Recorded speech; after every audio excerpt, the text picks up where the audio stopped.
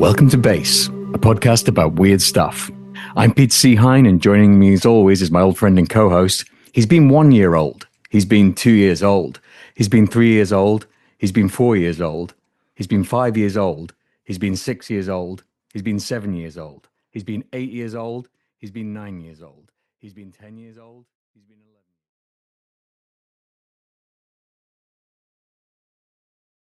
5 years old. He's been 36 years old. He's been 37 years old. He's been 38 years old. He's been 39 years old. He's been 40 years old. He's been 41 years old. He's been 42 years old. And he is currently 43 years old. And join us tonight as he ages by another hour and a half in real time, live, here on this exciting episode of Vayse. It's Mr. Stephen James Buckley. And now to our guest this evening. So, regular listeners will know that I'm a bit obsessed with the 2018 movie Under the Silver Lake. Only our show note guy Keith knows the exact amount of times I've mentioned it, but it's probably in triple figures. That's just how I am. If you don't like people being unashamedly enthusiastic about things, then perhaps this isn't the podcast for you. Anyway, at some point last year, I was reading about all the various code-breaking attempts and fan theories on the Under the Silver Lake subreddit when I came across a recommendation for the Post-Relevant podcast. So I downloaded the first couple of episodes, and I was treated to a funny, heartfelt, and often psychedelic deep dive into the symbology and meaning of this cryptic movie. This podcast was not fucking about. 22 episodes, some of which were 3 hours long. After a couple of episodes, I knew that this guy was on the Vayse wavelength and we needed to get him on the show. When he started doing a series about Twin Peaks: The Return, I knew that this had to happen immediately. So without further ado, here he is, actor, musician, artist, and podcast host extraordinaire, Phil Ristaino. How you doing, Phil? What's up, fellers? Hey, guys. Let me see if I can do a David Lynch. Hi, guys. We're having a great time communicating over the internet today. The weather is 83 degrees. You guys, I'm so fucking psyched to be on your show. That intro, though, Peter, I'm not sure what was happening, but like Rumpelstiltskin, I fell asleep listening to you introduce Stephen's ages as if I was listening to them playing nine pins in the hills, and now I have a giant beard, and I feel like I'm 43 years older. We just like to be thorough here, Phil. You know, it's like we leave no stone unturned to reach the truth. So, what was the truth we reached, by the way? My age. Have you got a favorite age, Phil?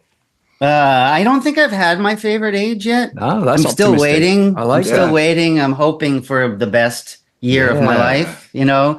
But 42, you know, you just aged out of the answer to life, the universe, and everything. So How was that? How was your 42? 42. Yeah, it was pretty good. 41. Yeah, I liked it. Are you guys both 42? Were you guys both just 42? We're both now 43.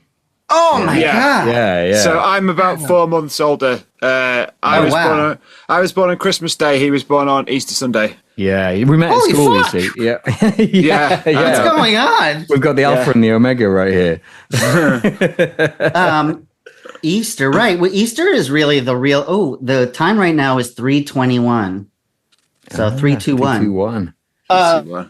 Easter's really the beginning of the year, I think. Wouldn't you say, like Easter, the spring equinox? That's the true beginning of the year, is it not? That's when everything comes to life, isn't it? Yeah.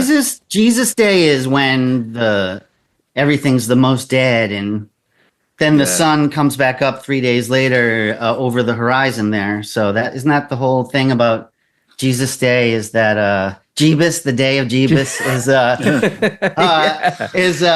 that like that's the death and rebirth of the sun? Yeah, and the sky. Yeah. I mean, ultimately, but so who's Easter and who's I'm Christmas? Easter.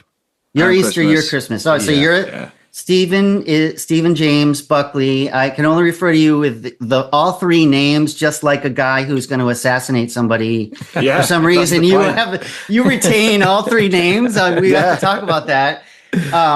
So you're the death of the sun, right? And cool. Peter is the rebirth of the what?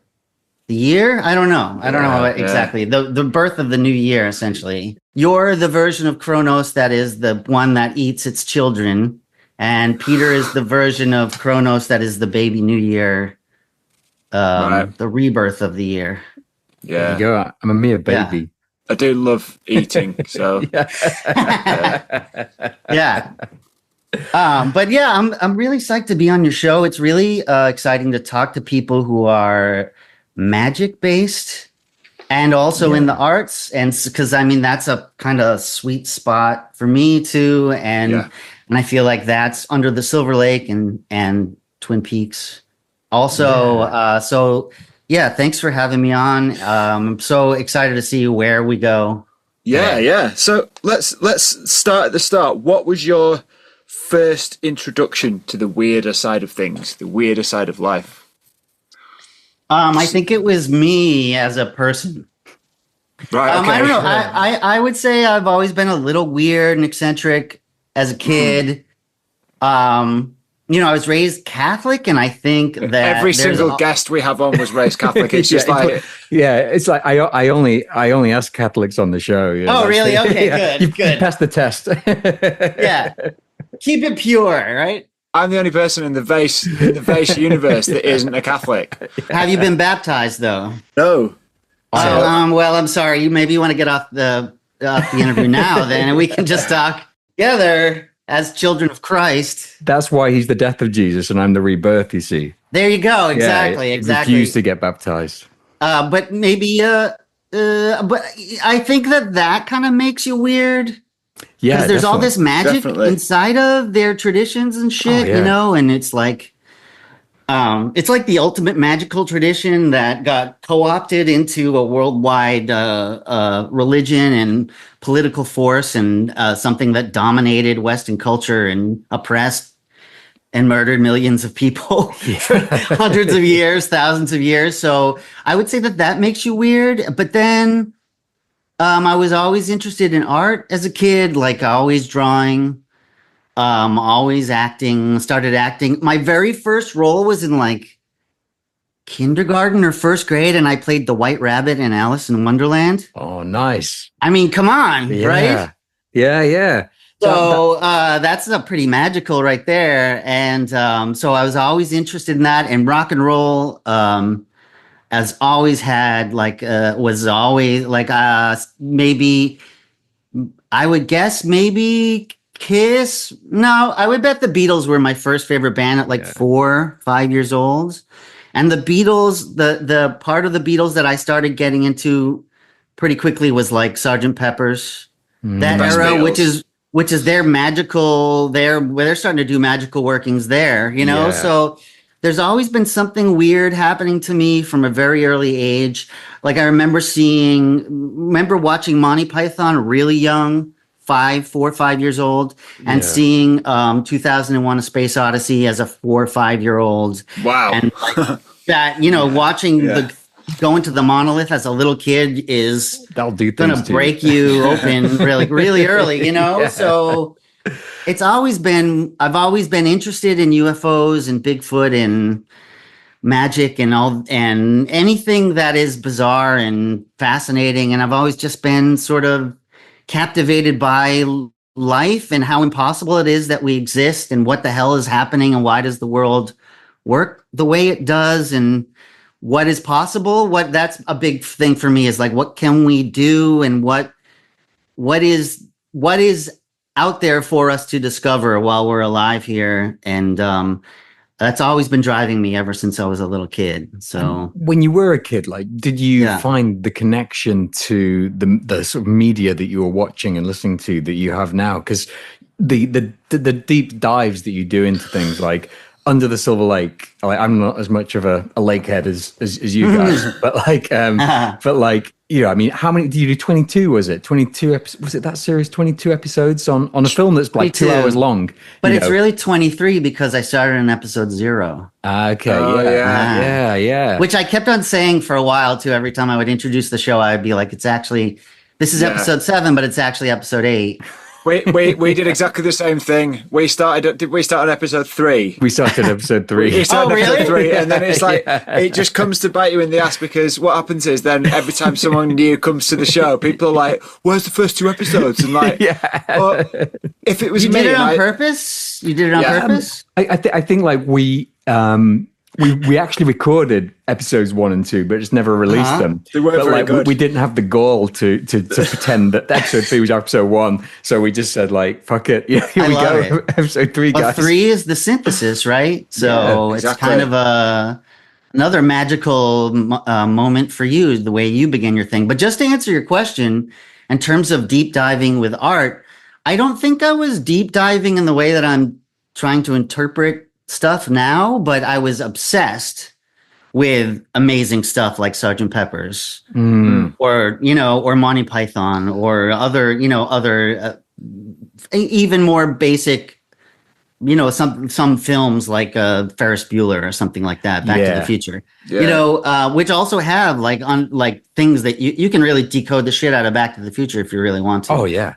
But I wasn't decoding stuff as much as just living in it deeply, really cathartically living through the art and obsessing over it in that way. And so I think that sort of a mind and someone who wants to be an artist or a musician or an actor, as I do want to still be, it sort of lends to, I think you have to have that sort of a mind in order to understand on a deep level. Yeah, I mean, I remember the exact same thing. Like, I remember just playing through Back to the Future, getting to the end credits, stop, rewind, on my VHS, play again, like watch it through, just like over and over. Like, and you, Buckley, how many times did you watch Labyrinth as a kid? I used to. I don't know how many times, but I used to watch it twice a day, like in the summer holidays. Just like that's obsessed crazy. with that film. Like, and it's. I think like it's always. I think for both of us, and obviously, well, for all 3 of us, it's like a thing where there's a piece of art which feels so powerful, and like you feel like you need to like be in it almost. You need to kind of immerse yourself in it to a point where you listen to the soundtrack all the time, and you make it like it becomes such a like obsessive thing. And I don't know that many other people that do that. So when I meet someone else who does, it's always really exciting. I think my first one was Jeff Wayne's War of the Worlds, the album. What is that? Have you not heard War of the Worlds? You've not heard Jeff Wayne's War of the Worlds? Jeff Wayne's War of the Worlds. What is that? So it's a musical version of the H.G. Wells story War of the Worlds, made in the 1970s. It's basically a double album, a prog rock album with... I gotta write this down. Oh, yeah. You'll love this. Richard Burton, the actor, is the narrator. Oh, really? Yeah. So he's like narrating the story of War of the Worlds, and then the music's done by Justin Hayward from the Moody Blues. Moody Blues, So it's like Oh my God, I've just been going through a Moody Blues phase just now. Oh, you'll love it. You'll absolutely love it. Yeah, and it's got that song Forever Autumn, that was like the big hit off it. That one sounds more like the Moody Blues, though, doesn't it? Yeah, I mean, it I does. like the crazy synth stuff. The Moody Blues Yeah. is the first concert I ever saw. Oh, nice. it? I've got all my dad's Moody Blues vinyl. I love them, man. Jeff Wayne's War of the Worlds is terrifying, though. It's like you've got so he's telling the story, and you've got all these songs about various things in War of the Worlds, but you've also got like terrifying sound effects. And when I was a kid, like when the Martians come and they all go, ooh la. and I was like when I was like 7 or 8 or something, that just completely obsessed me, and it was just like I was also I used a to bit wake afraid up in of the it. night hearing that sound. Wow. Yeah, I can't believe you've not heard it. No, You know what I love always it. find fascinating too is that people have experiences in their lives from when they're little that is like shapes them and molds them, and then you can find somebody like me, and I'll be like, oh, I've never come across that ever in my history, and it's such a pivotal thing for you guys, and you both share that as like this super important, influential thing from your childhood. But I've never. It'll be something for me in a week, Yeah, But it's amazing. Wonder if it's a US UK thing. it could be. Certainly, I have noticed that there are definitely things in the UK that don't translate over here. You had Monty Python. Monty Python though was on PBS, Was it? Right. which is the public broadcasting. Right. Yeah, yeah. So that's not ABC, NBC, or any of the UHF channels. It's free TV supposedly. Yeah. Whatever. When I was You a know, kid, like we only had 4 channels, and that was like your whole lot. But like it reminded me because like I've been thinking about this, and like I mean this like as an absolute compliment to your podcast. but I'll start on this convoluted story. Like when I was a little kid, like we only had the 4 channels. Yeah. And I used to like get up at like 5:30 or 6 in the morning to go downstairs, and I'd creep downstairs and I'd stick a TV on. Because that was when they like showed the cartoons, like at 6 in the morning. So like they'd show like reruns of the 60s and 70s, like Incredible Hulk and the Mighty Thor. Right. We just didn't get anything like that. But then as it got a bit later through the day to like 9 or 10 in the morning, they'd bring on these shows and they were like, they had just like a bit of everything to them. Like, Buckley, do you remember like Going Live and Motormouth and the 8:15 from Manchester? And basically you had a group of presenters, they'd be on this show, they'd be on like a really basic set. And they'd get in, like they'd do like a little interview with someone who'd like maybe like a film star, you know, like Christopher Reeve at the time or someone like that. Then they'd get on a band, you know, who'd come on, you know, and do a bit of music. And then chaotic. And then it was public access or what? Well, we only had public TV back then. Yeah. So and then you'd get like half an hour of a cartoon. And then you'd get a little skit by a couple of comedians. And it was just like, it would go on for like 2 or 3 hours like that. And that's what your podcast reminds me of, is one of those like Saturday morning like shows. You know, there's like a bit of everything in there, you know, like a hodgepodge. But like it works good in a way that flows, you know. And well, you know, I don't, my show, I don't know what I'm gonna make every time. You know what I mean? Like it's all a mystery to me, and I'm trying to entertain myself. Yeah. And I'm trying to be creative and tap into my creativity, and also the show sort of shows me where it wants to go to, but there's a lot of riffing happening in the show. So I feel I'm a person who is, I want to do as much as I can. Like, I don't want to, like, you know, like in order to succeed, you're supposed to pick a lane and go there. Right? Yeah. And I'm sort of more like the kid from Rushmore who's like really into all these different things, but he's the worst student in the school. You know, like I'm never like I never picked a lane. So because I feel like creativity is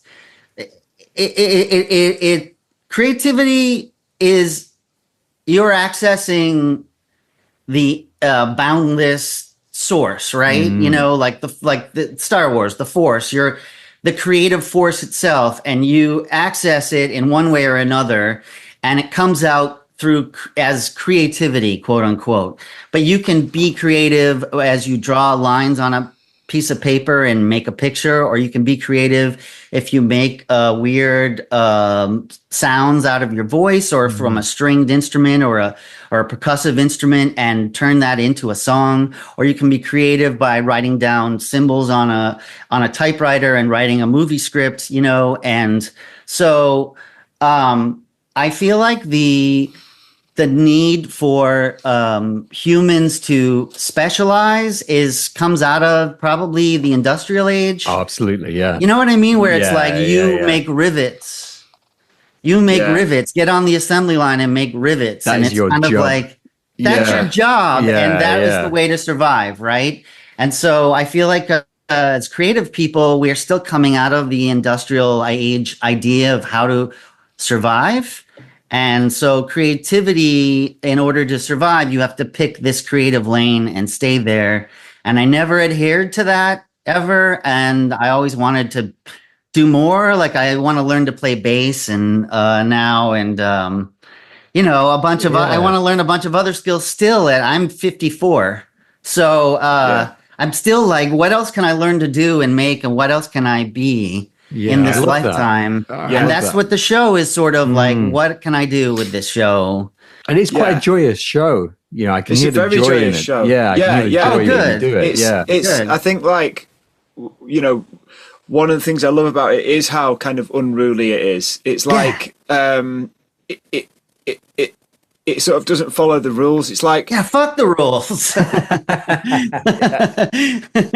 Keep on resisting. That's right. Yeah. you know, when you see like a street of houses, they've all got like really tidy gardens and they all look the same. And yours is like one of them crazy overgrown gardens that's got loads of bees in it and loads of insects and loads of gnomes. Bees. Yeah. But it's like, in my garden. To me, that's like, there's something really enjoyable about that and enticing. And it's like exploding with life. Yeah. Yes, that's what we are, you know. We are exploding with life. Something like Sergeant Pepper's or fucking Monty Python, man. Like those guys went in to whoever the executives were at the time when they started that show, and they said, "We want to make a show." And they're like, "What's it about?" And they're like, "We don't know." What do you got? Can you show us anything? No. Okay, here's money to make, 12 episodes or whatever. And then they left them alone. And these fucking genius maniacs just went to town, and they are so intelligent as human beings and so insane, right? And they're probably on drugs, probably, it's the late 60s, early 70s. So they're probably on drugs while they're doing it. And drinking and whatever else. And it's just no rules, right? And then they, without picking the lane, they make the most amazing TV show. One of the most, like, I can go back and watch episodes of the original Monty Python, and I'm still like, how did they do this? Yeah. Right. And blown away and surprised over and over by it. And those are my gods. You know what I mean? Like these people who are that open-minded and unruly and are supping from the creative force in any and all directions those are my gods, you know? You could say it's almost Dionysian. Yeah. It certainly is, though, isn't it? Yeah. It certainly is. Which brings me to transition. That was a good segue. That was a very good segue. So, which brings me to your excellent interpretation of Under the Silver Lake. So, oh man, I can't wait. I don't want to spoil. A lot of our listeners won't have seen Under the Silver Lake, so I don't want to spoil it for our listeners. Let's spoil it. I think we've told them to watch it enough times. Yeah, if you haven't watched Under the Silver Lake and you're listening to this interview, stop the interview. Take 2 hours. Take 2 hours of your time. Watch this incredible fucking movie, and then come back and listen to the rest of this interview, and you'll be very happy you did that. I think the other thing is I don't want to spoil your podcast either. So, like, okay. Basically, what we want to like.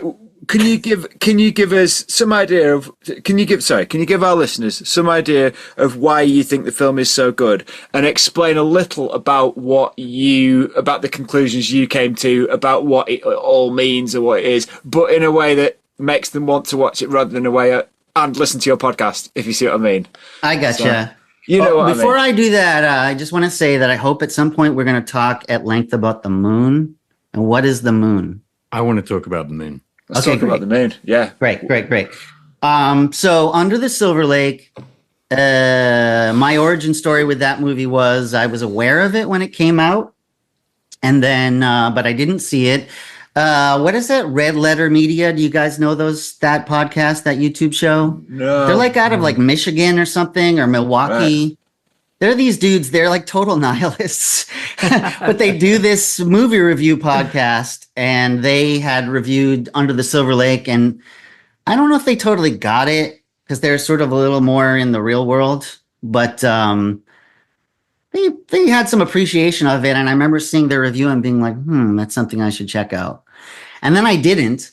And then maybe my brother, Andy, who is the other co-host on season 1 of the Post Relevant podcast, where we're decoding Under the Silver Lake, probably asked me, and this is during like around the early parts of COVID, was like, have you watched it? Have you watched Under the Silver Lake yet? I think that's what happened. And I was like, no, we should watch it. And maybe he'd watched it and said it was cool. And then we hung out, I think, together and watched it.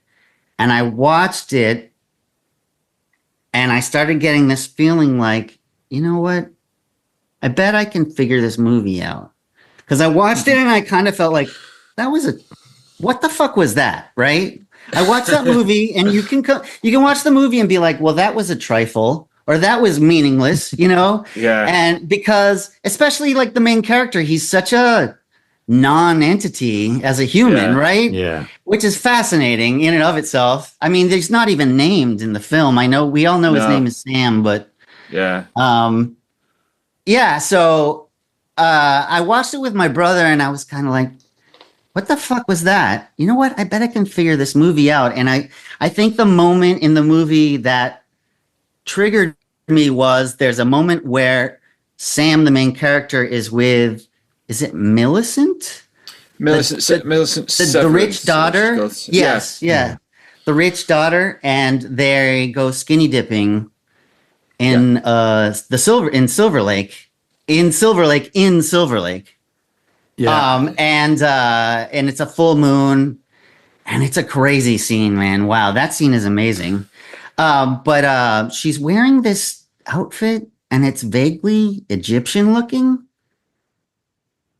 And I don't know if Andy pointed it out, or I feel feeling like maybe Andy pointed it out, that it was sort of an Egyptian looking dress or something. And I was like, yeah, you're right.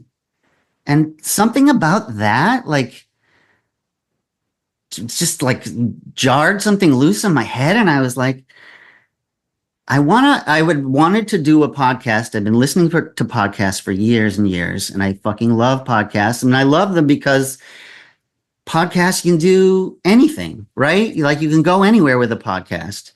It's such a wonderful open medium still, even though, it's been monetized and all that, but it's still this incredible open medium that's available to anyone, very egalitarian in that way. And so I was like, I want to make a podcast, but I don't want to just make another podcast where it's like me and my buddy talking about what we did yesterday. And, oh yeah, I took a dump this morning and I plan on taking a dump this evening. It's like, oh, great. We all know you're alive. Thanks for telling us. Like, I wanted to do something that hadn't been done before.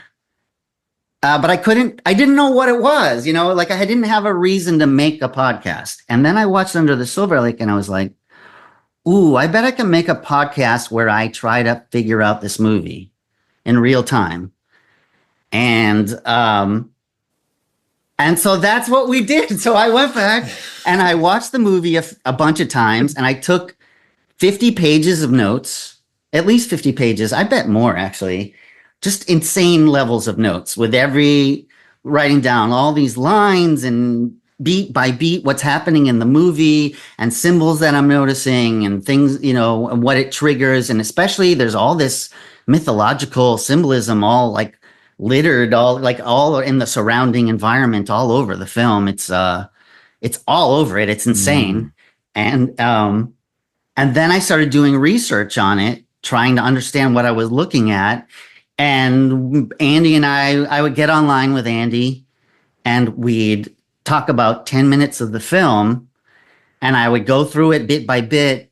And 10 minutes we could milk off into like an hour and a half or whatever, and then and we'd try to figure it out. And I would talk about the things that I'd figured out about it, what this moment might mean in the movie, symbolically, what's really going on here. And little by little, I started to piece it together and find this greater mythological story that was being told inside of this film that seems to be about nothing. And as I went more and more, it just kept on like exploding and blossoming like mushrooms in my mind. And I couldn't believe what I eventually discovered through exploring this movie at this level of depth. And while I was doing that, I also wanted to explore creatively what else I could do in relation to the theme of Under the Silver Lake. So then I started interviewing different people about different concepts and ideas. And I mean, it's fortunate that people in my family have all this experience seemingly with different ideas related to the themes of the movie. Or people that I knew who seemed to have a piece of it, something that they had understood that had a piece of the puzzle that then I could sit down and talk to them for an hour about it. And then other, pieces of art that I was into, or stuff that I had investigated and explored. And it just blossomed into this gigantic tapestry of this whole mythological story, and then my relationship to it. And I also felt like personally I had this deeper mythological and spiritual relationship to the understanding of the film, and in a way, like it's as if all my experiences had led me to that moment of being able to explain this film for some reason. Yeah. I mean, you make that sound like almost quite like hero's journey kind of. Yeah, definitely. The idea that you know, on the hero's journey, you meet various people along the way who each give you their skill or whatever to help you. Yeah, and that's kind of which like is what's happening like. to the character in the movie too. Yeah. Because I loved how you brought in like family members and stuff, and just had like. I didn't mean to, though. Yeah, it was just cool. It gave it like a nice sort of, I don't know, like a communal kind of feel. Like it's kind of there's probably a very homemade quality, I would guess, when you listen to it. You know, I don't know. I mean, what? So tell me.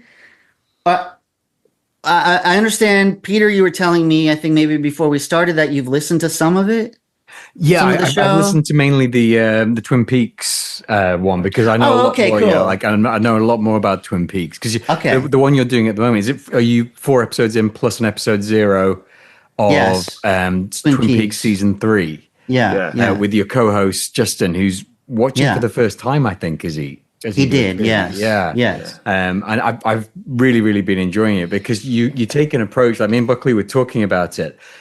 Like you take almost like a fresh approach. Like you're not sort of relying on anyone else's interpretation. No, like I don't. You guys switch it on and just give it. Yeah. No. I don't want to be influenced by other people's. I've listened to interpretations of it, but I really want to stay away from all that, because I want to use the text of the show itself and what I'm getting directly from the show, and try to just use that as, this is what was important enough to show to the viewer to tell the story. So let me see if I can get it all and interpret it all from exactly what Lynch and Frost are giving to us. It's quite a unique thing to do that, because I think it's a brave thing as well. I was saying to Hine like yesterday or whatever, like I wouldn't have the guts to do something like that. I'd go out and try and like, I don't know, just I guess I don't have the same faith in my own ability to decode something, perhaps. I don't know, or certainly not publicly.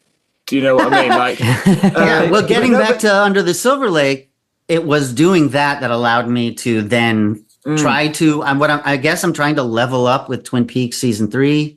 Yeah, because Under the Silver Lake is a less known entity, and I would love to go back to Under the Silver Lake before we go into Twin Peaks. Anyway, what I wanted to say was, Stephen, what was your? So you found my podcast, and then so how was it for you as an experience listening to it?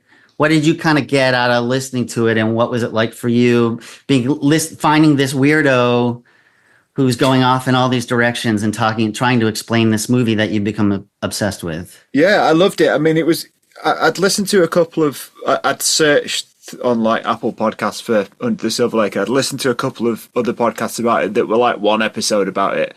Yeah. And they just weren't very good. They didn't reflect my experience of the movie. I don't think that they went deep enough.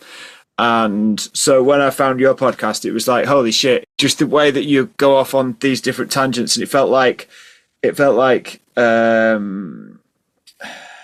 like an organic entity, an organic creation. And the fact that you described it really saying that you were decoding it in real time. And I think that's what it is, isn't it? That's what makes it so organic. It's the fact that you're not coming to it having read a bunch of books about Under the Silver Lake, not that any exist, or you've come to it with your own.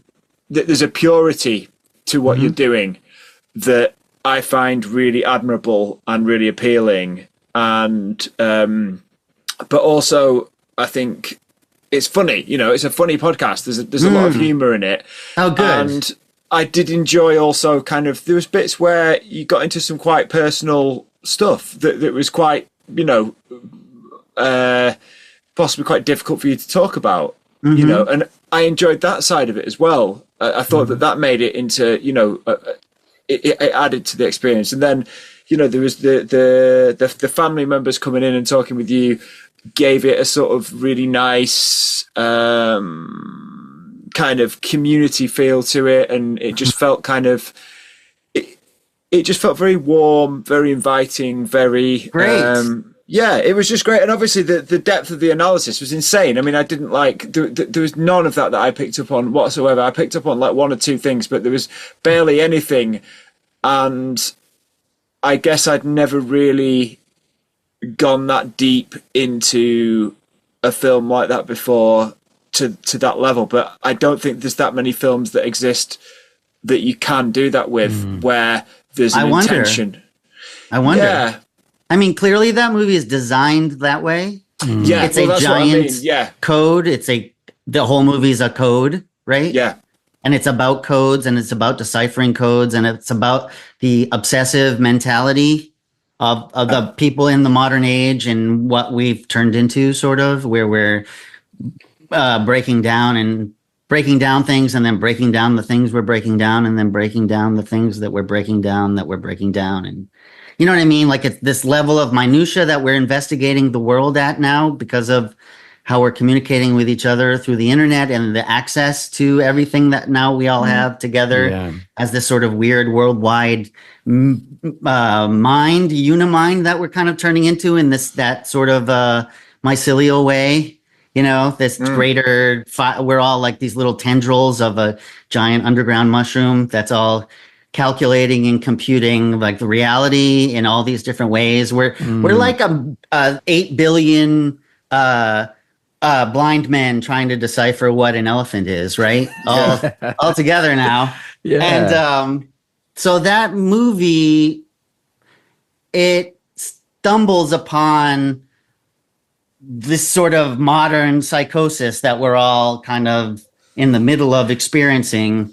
And then it says, I'll see your psychosis and I'll raise you, 3 levels of mythological storytelling. It's such in my mind, the movie is such a feat of storytelling that I doubt sometimes if just one person came up with it. Like, this dude is a relatively young filmmaker, is my understanding. And I haven't seen a lot of David Robert Mitchell. Yeah. He's a lot of interviews with him or anything. And we, as you investigate Hollywood, you realize like you kind of have to be on some higher echelon of society in order to get anywhere in there. Now you kind of have to be a chosen one to get to make a movie, and especially a movie like that. And I wonder, like, is Under the Silver Lake a group of alchemists who have like a school of knowledge that they're trying to slip into the consciousness of humanity through this film? Is it it's Revelation so of the dense. Method type thing? Yes, definitely. Yeah, and the weird thing about it is that it was buried when it came out. So the studio, that A24, they put it out, they sort of buried it, which is weird to do. And I'm like, it's this work of genius. Why would you bury this thing? And it's almost like this game to see who's gonna find it and figure it out. You know what I mean? That they're like this weird. I don't know. There's so many questions I have about it. When Buckley was interviewed on your podcast, he mentioned Cicada 3301, which is a thing that was basically like that, but it's. Or people think that's what it was. It was a series of puzzles, that used the internet, and there was various things, sort of like posters stuck up and that sort of thing. And it supposedly gave like a pathway to recruit people, whether that be people to what? Well, that's what they don't know. They don't know whether it was a big joke, whether it was the CIA, whether it was some sort of clandestine group who are just looking to recruit people. Mm, It's a really interesting. They actually made a movie about it as well, which I've not seen. But like the whole thing is very, very interesting. But it reminds me a little bit of what you were saying about mm, creativity. In terms of it being like, because I think that us, like, people of around our age, people between, like, let's say, like the ages now of maybe 40 and 60. Okay, so like a 20-year hmm bracket. Gen X. Gen hmm X to older millennials. You guys Witness, consider yourselves to be Gen X? Gen I, X. I consider myself an older millennial, but I mean, Okay. Buckley did actually turn 18 in the 90s, so it's like, Yeah. No, like, so, Okay. I think it's I'm like the very, very youngest that you can be Gen X. Okay. Yeah. Gotcha. yeah. 81. But like I think that we, like as the people within that bracket, so Hmm. say younger Gen X to older millennials, for example, I think that we witnessed the end of the industrial age and the beginning of the Hmm. digital age because Hmm. obviously digital technology was around before, like me and Buckley were born, before you were born, but it did nothing really until the internet, the World Wide Web came along, and like when I Hmm. was a kid, I didn't have the internet. I remember like the first time I ever logged onto the internet, having to run this cable from the telephone port downstairs all the way up to my bedroom, plugging in like a dial-up modem so that I could play like 1 half-hour game of GTA 1 with my friend who lived 20 miles down the road. It was just like a completely different world, and to what we live in now. And what you'd think is that that this technology should be, and it was the idea that I think that came from in the 60s and 70s from California, that this technology will Hmm. be used Yeah. to like boundless creativity for us. But Hmm. instead, it's been railroaded into the model from the industrial age, which is keep you in your lane, keep you doing that one thing, you do your job, as you were saying earlier, you Yeah. don't get this sort of, and you can do it like you were saying with podcasts, you can use it to like do this great creative thing, but the thing that makes money is railroading you, social media, mind control, like that sort of. Get ads on your. Exactly like that. Hmm. And now the newest thing, which is something that I've been sort of looking into a little bit, is the AI thing, which again, Mm. we're at a Mm. time when that could be used for boundless to like basically democratize intelligence, democratize education. Like the technology is there, but instead it's being railroaded to the Mm. point where the creatives are being pushed out of their jobs, and who's making the money? It's the Ugh. people who were making the money before. It's the people who are making the money in the industrial age. The people who own the studios aren't going to go out of business. They're going to use computers to make movies. The record companies aren't going to run out of money. They're going to use AI to create a product again, and the people who are actually creative are going to be pushed out. I can't remember why I Okay. went on this rant. Well, look, I remember, I seem to remember maybe listening to one of your other shows where you were making a similar point, and I had a thought. It's funny because I've been listening to your shows and imagining myself being interviewed while I listen to the shows. That's what a narcissist I am. But okay, so the analogy that I thought of is so I lived in New York City for about 16 years over two different stints, maybe three different. Anyway, 16 years is a long time to be poor in New York City, and I was part of the theater community of the downtown theater community, which is all like experimental theater, and I was making rock and roll and I was making art and there's a part of Brooklyn that's just over the river called Dumbo. Have you guys heard of Dumbo in New York No. City? No. So Dumbo means down under the Manhattan Bridge overpass. So there are two Okay. bridges that leave the bottom of Manhattan and go into Brooklyn. And this area was an industrialized area that wasn't really being done. It was empty-ish, just filled with warehouses and shit that probably weren't being used anymore.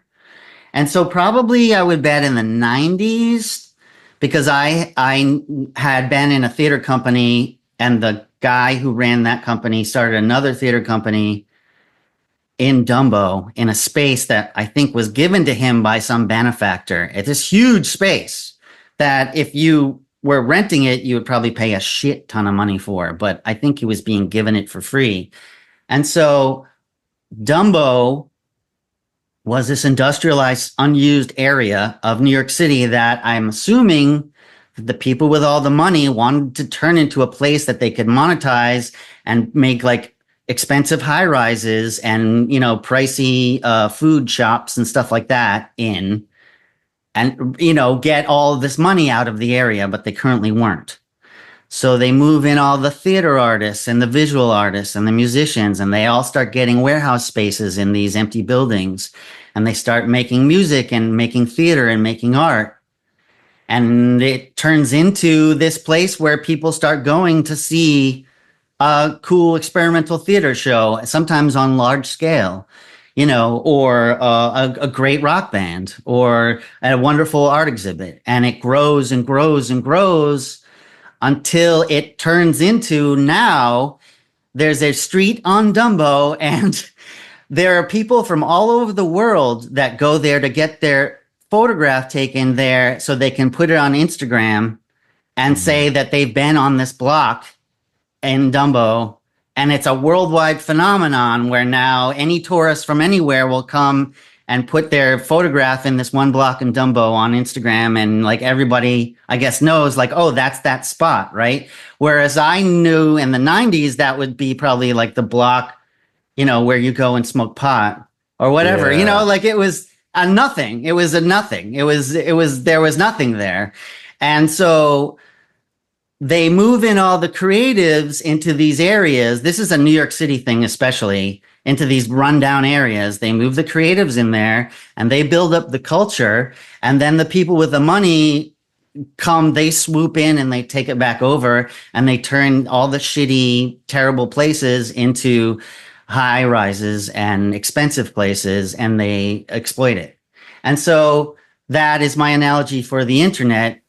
So the internet begins with all these guys on acid in California who are computer obsessives and artistic and are into magic and stuff like that. And it gets built up over time. I mean, you know, they say like Facebook was originally something created by DARPA or whatever, you know, so like Facebook was originally some sort of military idea that was created and then turned into Facebook. So it gets inhabited by all the creative types, and everyone loves the creativity because that's what people are really attracted to, is the creative force, the life force, and the open broadness of that thing. And then slowly, little by little, all the people with the money, all the corporations and stuff, they swoop in and they figure out how to co-op it and monetize it. And you know, then eventually it's like stay in your lane and advertise about dick pills and a bed that you can get delivered to your apartment or whatever. You know, like that's just the model. That's the model that the control system has been using on us for thousands of years.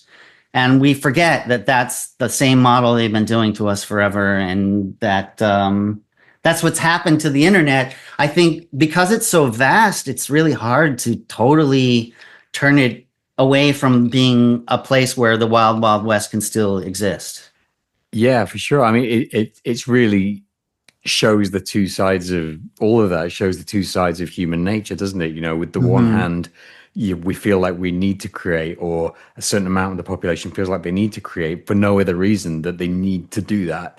And then another side of human nature is the grasping side. You know, it needs to control it, it needs to monetize it, it needs to make it their own and to make money from it, you know. And I think like it's probably something that will go on forever, you know. But at the moment, the sort of capitalist neoliberal society that we live in is very much controlled by the grasping hand, you know, like and there isn't there isn't really a way to survive as the creative, you know, unless you've got some sort of like, you know, unless you're very lucky, or unless you've got some of the sort of income, you know, it's very, very difficult to survive without engaging with the grasping capitalist, you know, putting a price on the things that you create sort of side of things. And that's a narrative that we, as maybe people who maybe grow up without much money. I mean, I don't know about you guys, but I didn't really have much money growing up. So no, we weren't particularly well off. No. It's kind of a thing that gets instilled in you subconsciously, I think.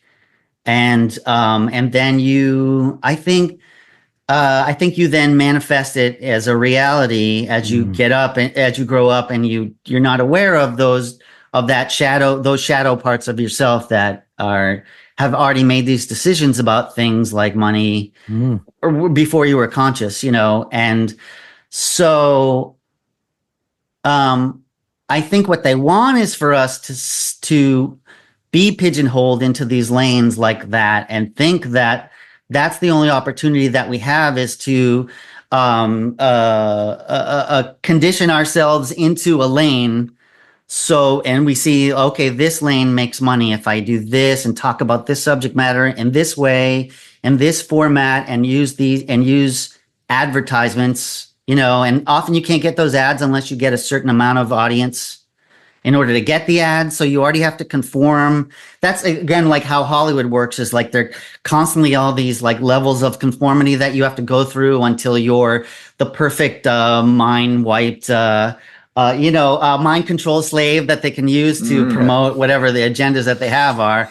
But I think for us, as maybe people who still value rampant creativity, we have to figure out ways to decondition ourselves so that we can do the thing that we want to do and find a way to make a living off of it, or even thrive beyond making a living from it. There have to be ways. I mean, I look at it as the internet is sort of like nature, and nature grows, what would you call it? I'm blanking on the word, but like chaos theory, the Mandelbrot, the spirals. What do you call that one? It's fractally. Okay, nature. Yeah. Thank you so much. Nature grows in a fractal manner, and reality seems to form through these Fibonacci spirals, and that's nature grows from these spirals and these like spiritual geometries that inform structure, and from those spirals, it branches off in any direction as nature. And it's non-local, and it grows fractally in all directions. And that's sort of the internet as well, is this sort of non-local fractal entity. What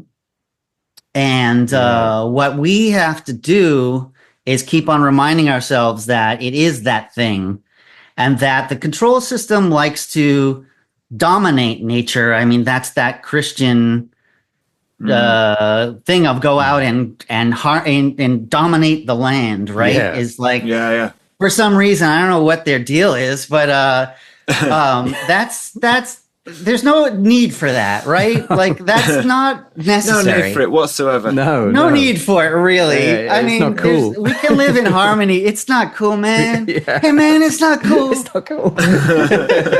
Just chill out, bro. Like, we don't have to do that. So we have to decondition ourselves. I mean, you don't have to decondition. Do whatever the fuck you want. But if you want to, maybe as an experiment, figure out ways to decondition your interpretation of how you can allow your reality and your art in that reality to blossom. So the internet really is that opportunity, the opportunity in that non-local fractal manner to expand and explode in any and all directions, and potentially prosper in those ways as well, because that is also what nature is nature is prosperity, nature is abundance, nature is everything in all directions at all times. It's like that Louis C.K. joke about God comes back and he's like, what did you do to the planet? And they're like, well, we wanted to, we wanted to eat, we wanted to make food. And he's like, but I left you food all over the floor, all over the place. And he's like, yeah, but it's not wrapped in bacon, right? But it's that kind of idea of like this beautiful abundance is everywhere. And that's the truth of nature. And we don't have to pigeonhole our consciousnesses into this one way of doing it. And that's what I'm about, that's where my creativity springs from, is freedom and prosperity of thought, right? So that's what I'm trying to do. And there's got to be a way eventually to make it prosperous and money as well, like, so I'm still open to being free as a creative person and prospering off of it too. There's got to be a way. It's just that the control system wants to narrow your mind. I mean, government is mind control. That's what it means, right? Yeah. So don't do it. Like, keep an open mind and explore magically different ways of creating new pathways in your reality through your art or through your consciousness, whatever. Like let's keep doing that. Let's keep reminding people that that's possible too. Like, art is important. Art is something that is, like, for some reason we're attracted to abstracting our experience and offering it to each other in all these different ways. And yeah, like, that's our job, right? So let's be free and open and keep going into the unknown fractally in the way that nature would, and see what happens.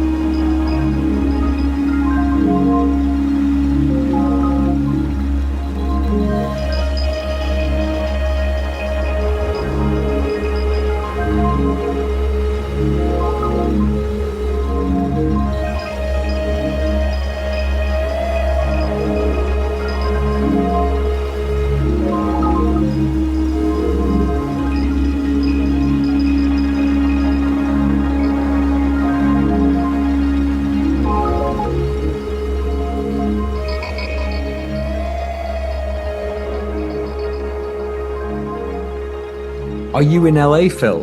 No, I'm in Atlanta, Georgia right now. Oh, okay. Oh, nice. Yeah. Great TV show. Huh? Yeah. The TV show Atlanta is a great show. I haven't really watched that show. It's amazing. Is it good? Yeah. Oh, it's amazing. Okay. Yeah. It's very good. Very surreal. Yeah, I've heard good things about it, but I didn't get to it yet. But that could be on the list somewhere. Atlanta's a weird town. I'm not sure I get this town. Because that's where Greenfield is, isn't it? Alan Greenfield. I don't know who Alan Greenfield is. Oh, he wrote Secret Cipher of the Euphonauts. Yeah. Okay, what's that? Have you watched Hellier? No. So how do we condense this into? So I think you'll love Alan Greenfield. Okay. Yeah. Let me write it down. He wrote books about UFOs, but if you watch the TV series Hellier, he has a part in that. Like, it's a documentary, Hellier, and Greenfield's in it, and we were so inspired that he was like the first guest that we didn't know, wasn't it? That we kind of approached. He was our first guest that wasn't our friend. Yeah. Oh wow, that's so cool. He's like his sound quality was so bad that the episode is almost unlistenable. Did you put it out? He lives outside of linear time, and so trying to book a time with him was very difficult because his conception of what day and night are differs to everyone else. So like I think he was recording at like 4 a.m. his time or something like that, and but he kept referring to he'd flip between his time and our time it took us a long time to arrange this recording. Oh God! Like, yeah, we were ready to record on this Saturday morning about 8 a.m. and I just got a message from him saying, "Oh no, I meant basically he was saying that he meant Saturday, but he meant our Sunday." And so we had to do the same thing the next day. But like, he's a very, very funny, witty guy as well. He said he wanted to do Saturday, which was your Sunday, so you guys recorded on Monday. The thing is, Saturday isn't our Sunday. Like, it doesn't work like that. And it wasn't his Sunday either. So Alan Greenfield, back in the he's a magician, like a ceremonial magician, in the OTO. Oh my God! Yeah. But he came up with this he noticed this link between some of the language of the used law. and the stuff in the Crowley books, and like things that were happening in ufology and like the classic kind of 1950s, 60s ufology, and it's all very secret history of Twin Peaks basically. And like he brought together these things, and he found this like cipher. He used this like cipher, this code to like, and you can kind of do it through the book, and there's like an app you can do it on as well. And he kind of brought it all together, and he basically. Not that many people knew who he was, like lately. And then around the time of just before kind of COVID, this documentary came out called Hellier, which had these youngish guys, like maybe our age, a little bit younger, where they started like getting these weird like emails and phone calls, and then they started doing this investigation into this weird Kentucky town and all the weird shit happening around there. And Goblins is what they were after. Yeah. Goblins? Yeah. And it all came back to Greenfield. Yeah. And like you didn't know whether he was just fucking with them or whether he'd sent the initial emails that kind of almost sparked the whole thing off, whether it was a big magical working, whether it was all in their heads, whether it was acted. And that was basically what started our podcast. Was watching that. So fascination with that. Yeah. Wow. And so you got him on the show. Yeah. What was he like to talk to? Crazy, like really funny, like just loads to say. Yeah. Constant jokes, like constant source of like amusement. He was hilarious, very charming, completely eccentric, like in the best way. Yeah. He makes the three of us look like quiet, reserved, normal people. Like he is completely insane and also really lovely. All right, I'll look into it. Yeah. What's your view on magic, Phil? What do you believe in magic? Oh my God. Like yeah. I mean, I think reality is magic. Like it's impossible that any of this exists. First of all, that any reality is happening and that we are these conscious creatures with arms and legs and digits, and we can build things from ideas and have lasted this long and have blossomed into virtually 8 billion people. And magic is the birth of creativity and the performing arts and art and art. All the arts come from ritual magic, I would think. So the cave paintings, right, that they always like to point to. This is the original humans. They're learning language. And they're drawing, shooting buffaloes on the wall. Yeah. And they're summoning the buffalo or whatever the creatures they're hunting are to show up so they can kill them and eat them and survive. So they're drawing. Oh, Jesus. I got a story I got to tell you guys. Yeah. Go for it. Yes, I believe existence is magical in and of itself because it's impossible that we exist.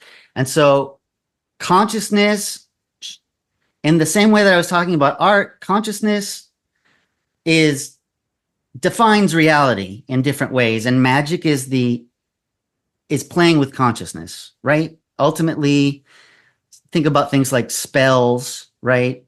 Is language turned into a magical working? Yeah. Words, you could even look at words as works, right? Work of art. Well, spelling a word. Yeah. Spelling a word, spelling a work of art, like all these. You look into the beginning of culture and how language is formed, and you'll find all these magical words inside of them, and those are things that shape reality through the manipulation of consciousness as symbolic gestures. And so that is the basis of reality, of humans interacting with reality, is magic. And humans are consciousness machines.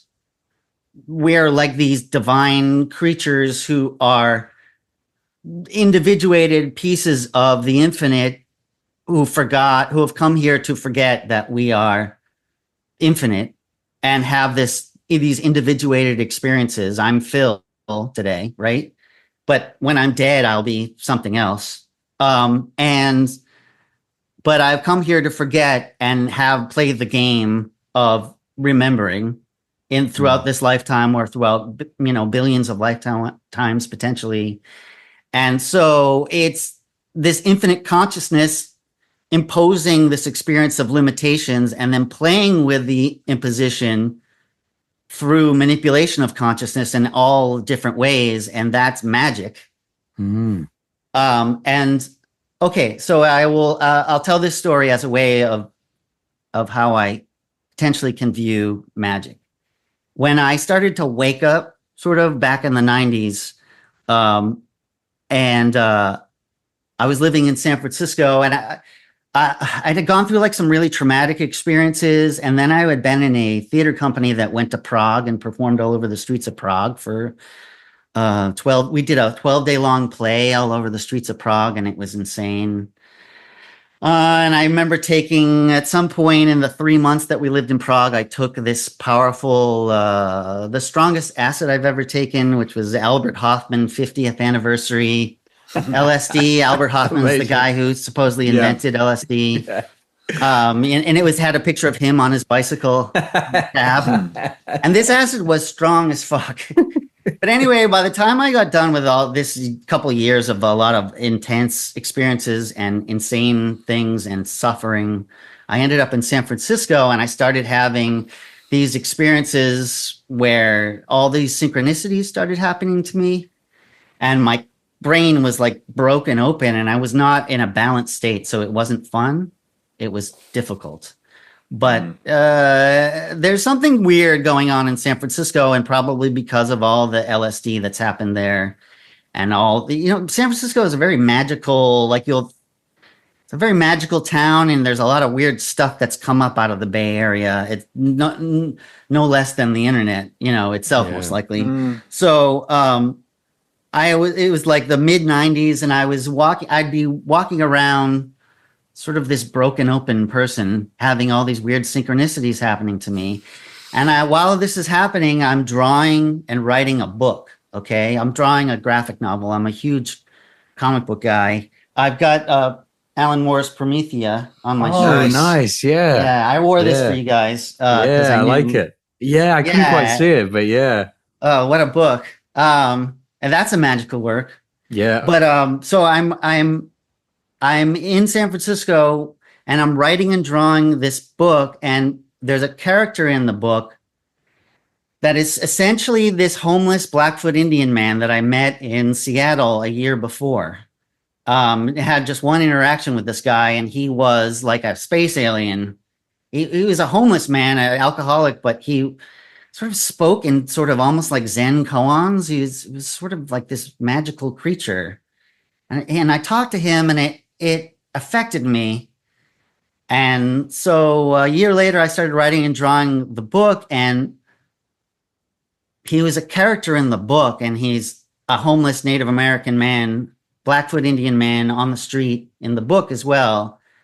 And I was writing and drawing this book, and with him as a character, and one day I ran into him on the street in San Francisco a year after I had met him the first time.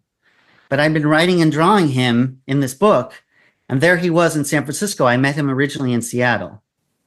Wow. So all these things connect, right? Seattle, there you go. And so we had this really profound conversation on the street in the middle of Market Street, in the middle of downtown San Francisco at night. And it was terrifying. He had all this disease all over his face, and I watched him pull pieces of his mustache out of his face. And he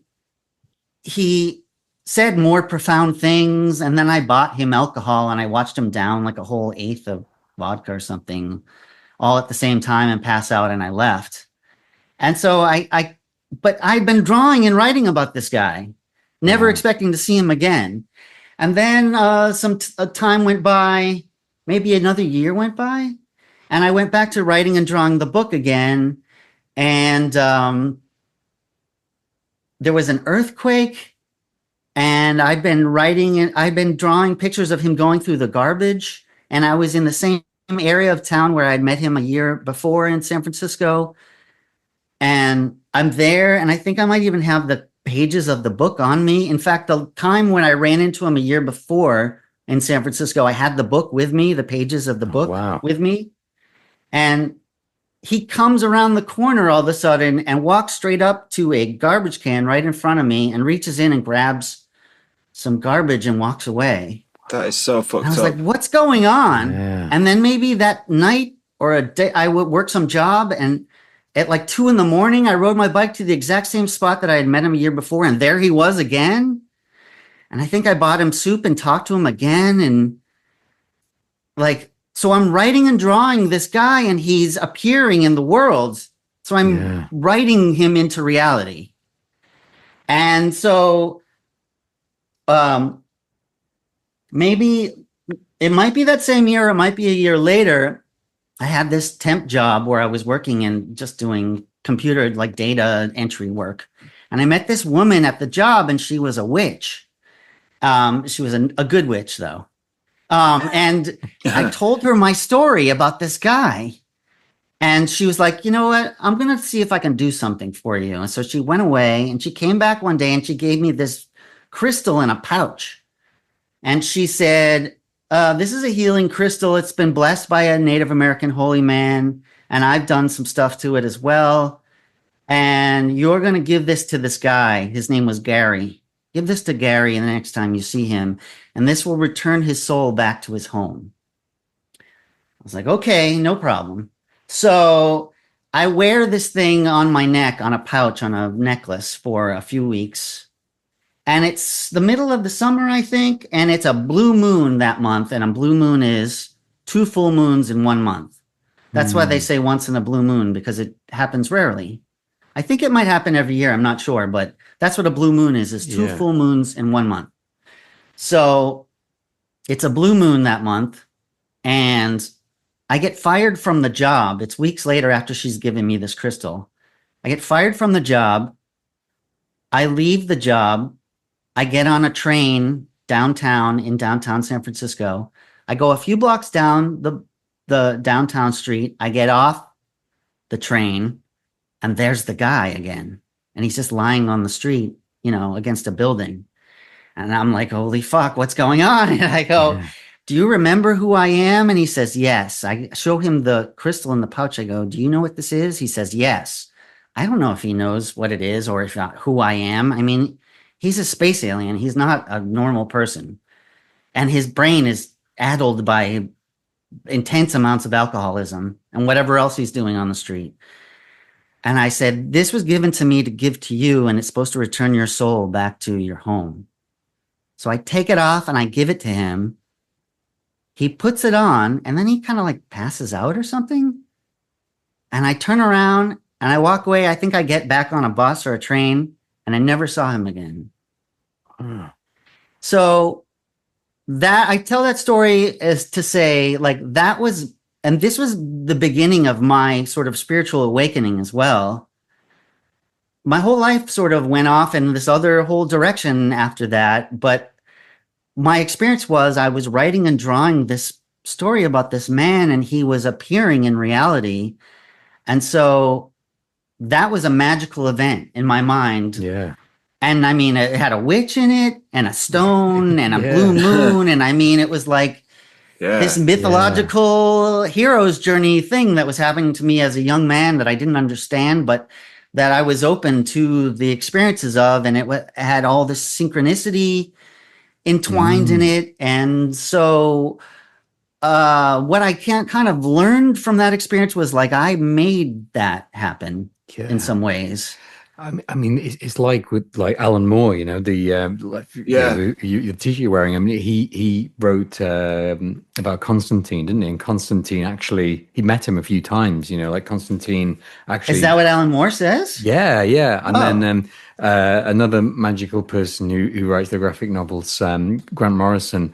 Invisibles. That they wrote the Invisibles, and they wrote themselves as a character, and what's happening in the comic, The Invisibles, that was actually started to happen to them themselves, you know. And I mean, there's a whole. I mean, do you know this one? Like, have you heard this sort of thing before? Grant Morrison is he's another one of my guys. Like, I love Alan Moore, but Grant Morrison's my guy. Yeah, yeah. You know what I mean? Oh, like the Grant Morrison is like with the Beatles and Monty Python.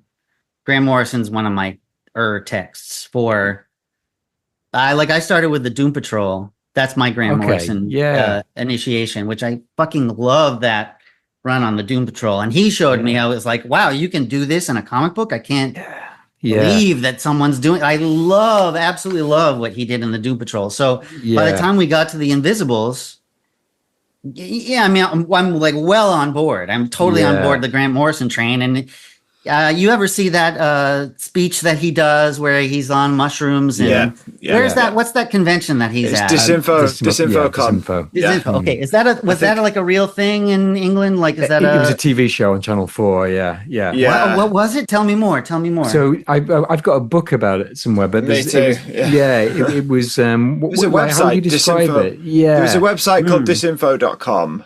And then they and I remember reading all that stuff on, like, that was how I encountered a lot of cool stuff in the early 2000s, was on disinfo.com. Yeah. Okay. And then I think they published a couple of books, and then they had this like short-lived TV show, didn't they? Like earlier, like I think that was maybe late 90s, was it? Right. And it was same people, or same guy, and it was kind of like, I think, a kind of almost like a magazine show about counterculture, basically, and that was what but they did. The one that I've got is the Book of Lies, and it starts with an essay by Grant Morrison, which basically delves into a few of the magical practices that he hints at in that DisinfoCon.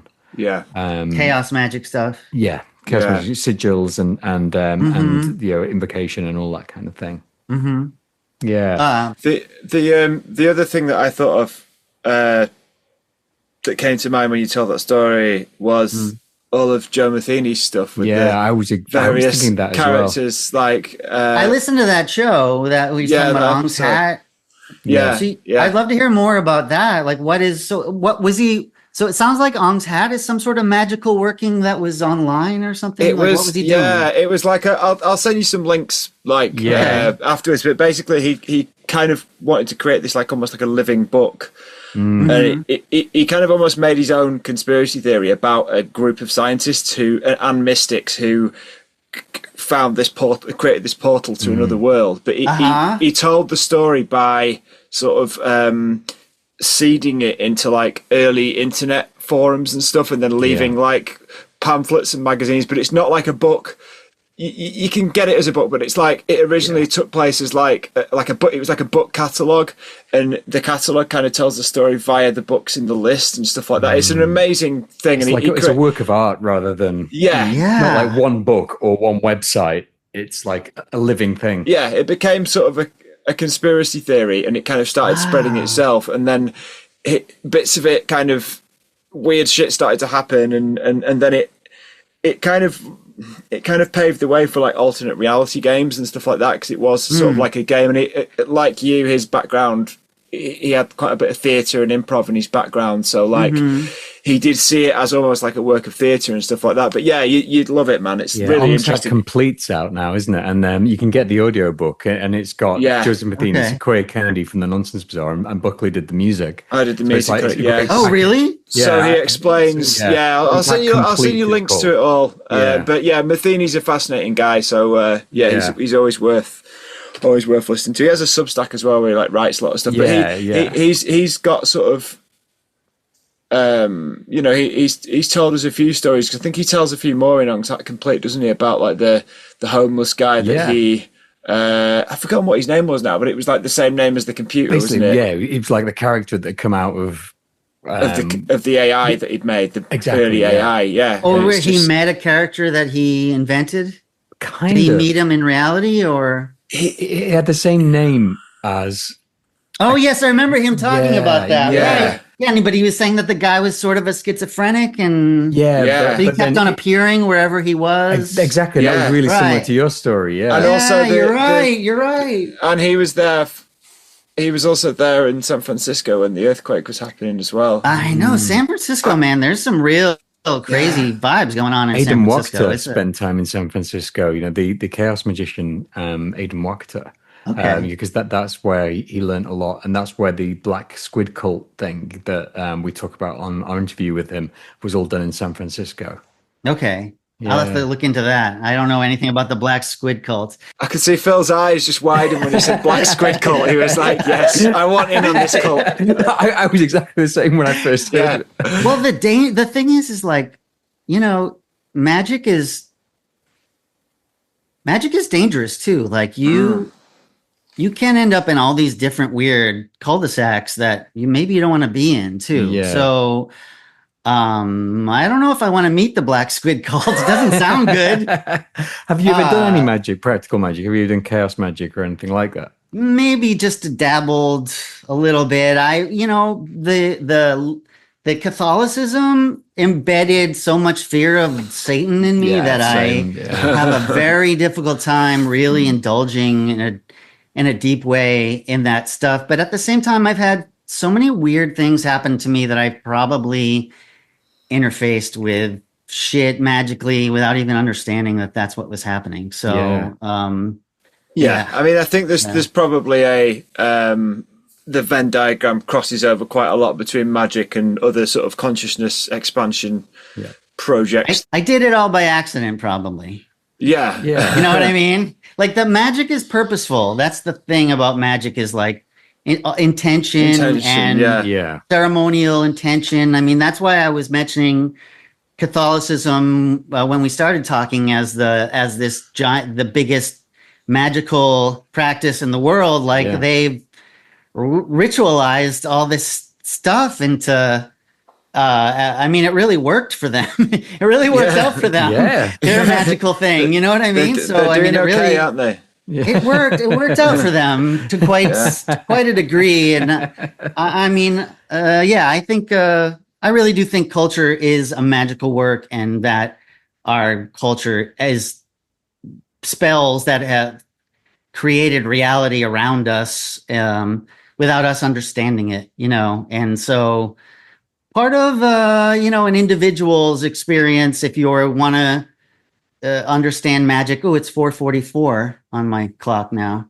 Is waking up to it all. You know what I mean? Like becoming aware of the matrix around you and the reality tunnels that have been built around us, and expanding beyond them. Ideally, I would guess.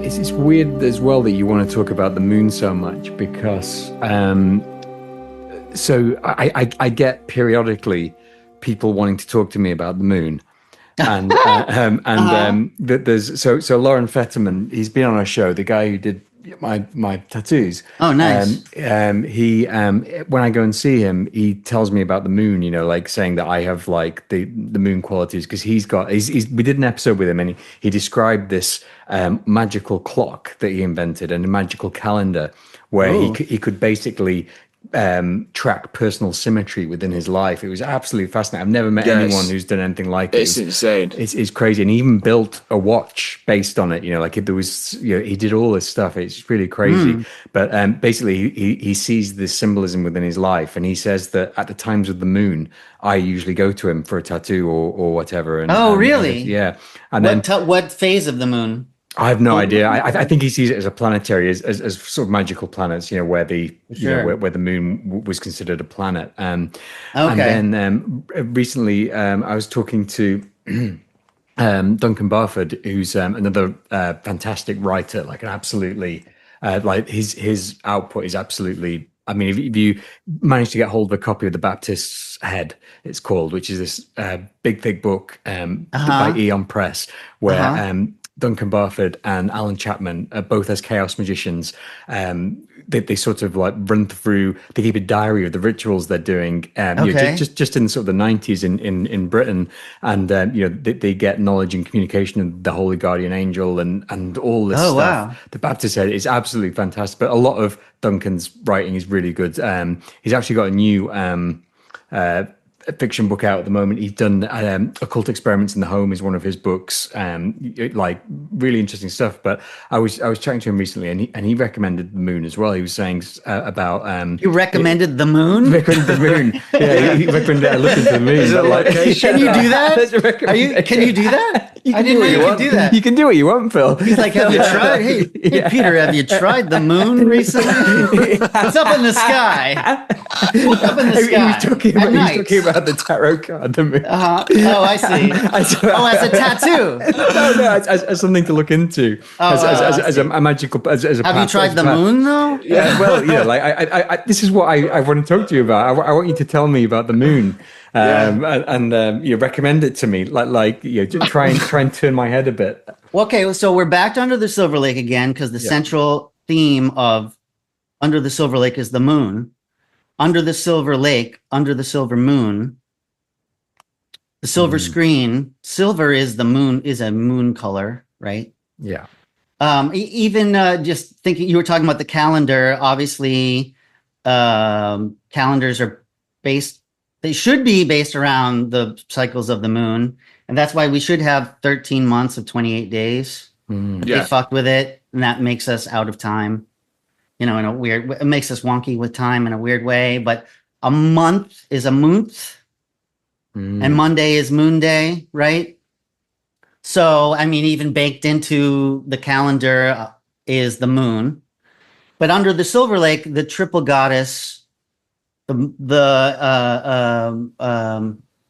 crone, is it the crone and the maiden, the mother, and the crone? Yeah. Which is fuck, I'm gonna blank now on names. Hecate, Demeter, and what's the Persephone. daughter? Persephone. Thank you. I've been listening. I was never gonna get it. The maiden, the mother, and the crone is like the three phases of the moon. That's really weird, because I've just read the story about Hecate, Demeter, and Persephone, the Greek myth. About Persephone going to the underworld and Demeter and Hecate searching for her. Yeah. Right. Yeah, sorry. Carry on. Yeah. The story that Under the Silver Lake is telling. So something about Hollywood, the silver screen is connected to the moon directly, and the Silver Lake is the temple of the moon goddess. So there's a scene that is essentially the moon tarot card in that movie, which is the scene that originally inspired me to do the podcast of the main character Sam and Millicent going into the Silver Lake. When they go in the Silver Lake, there's a full moon above it. And so in ancient times, they would do ceremonies and plays to the moon goddess on a lake under the moon. And they'd even there's even places that's like a sort of outdoor theater that's at a lake, to like Diana, the moon goddess, that is the temple. So the Silver Lake is the temple of Diana, the moon goddess. So when Sam and Millicent are in the Silver Lake, they are in the temple of Diana. It's a temple where it's goddess worship in that moment it's moon goddess worship in that moment in the film. And so the silver screen and the moon is sort of I kind of look at it as like the astral realm. The moon is about illusion. And that's Hollywood, the holy wood, the magic wand, the holy wood, Hollywood. The holly tree. I guess magic wands maybe were taken from holly trees, perhaps. Hollywood, the holy wood, the magic wand. Hollywood is about creating illusions on the silver screen.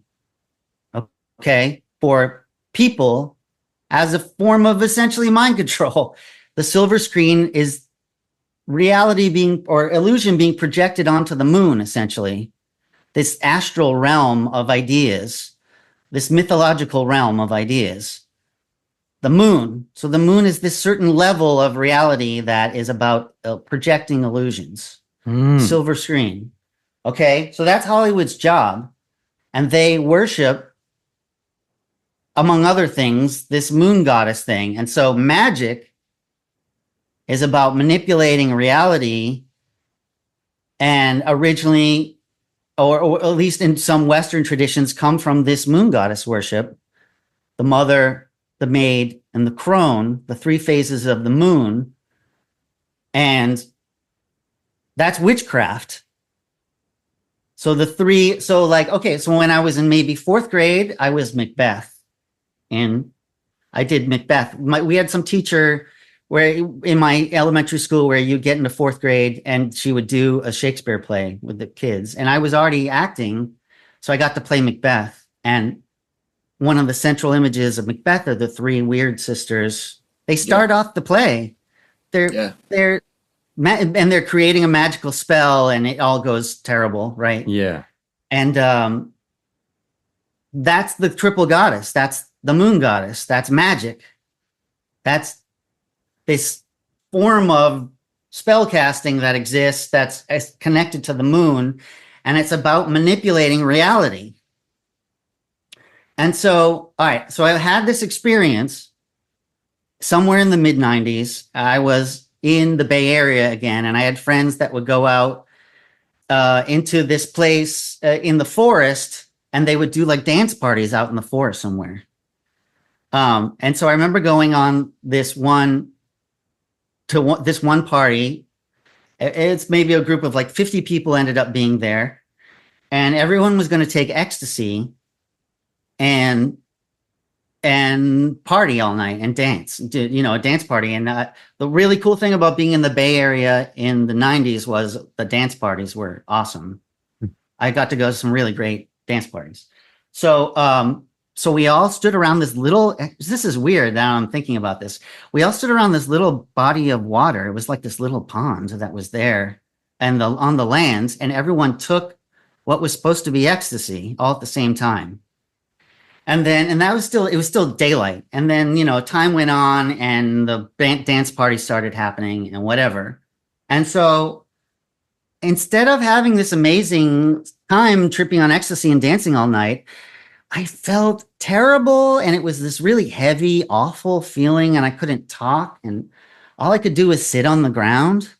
And I was just like just fucked up. So whatever it wasn't ecstasy, it was something else. I think I asked some person at one point and later on, years later, and someone said, oh, it could have been this drug that does, I don't know what the hell it was, but it was terrible.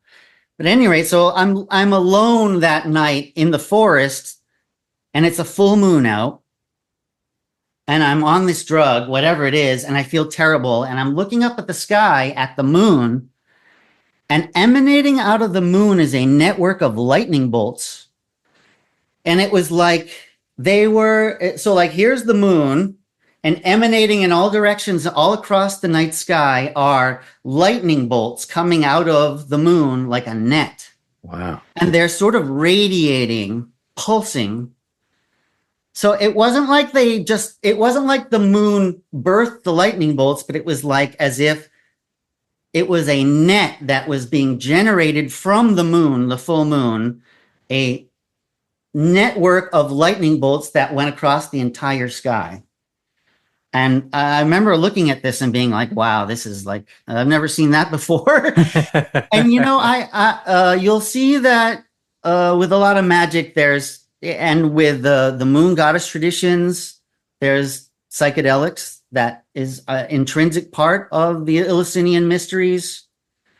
And, with the creation of the internet is psychedelics, and the Dionysian rock and roll phase that we began in the 60s or 50s and 60s, psychedelics, all that kind of stuff. And so people can go, well, you're an acid, that doesn't mean anything. But psychedelics have played this part in affecting and transforming consciousness. You know, there's that whole stoned ape theory that maybe we created language from taking mushrooms.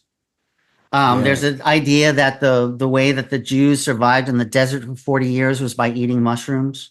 And that was manna from heaven, was that they would, you know, mushrooms just kind of come up after a moist evening or whatever. Yeah. So maybe they were taking psychedelics and having visions. And so people will discredit your experiences on psychedelics as like, well, you're just tripping. But really, something's happening to your consciousness when you're on these drugs. And who knows what that is that it's showing you.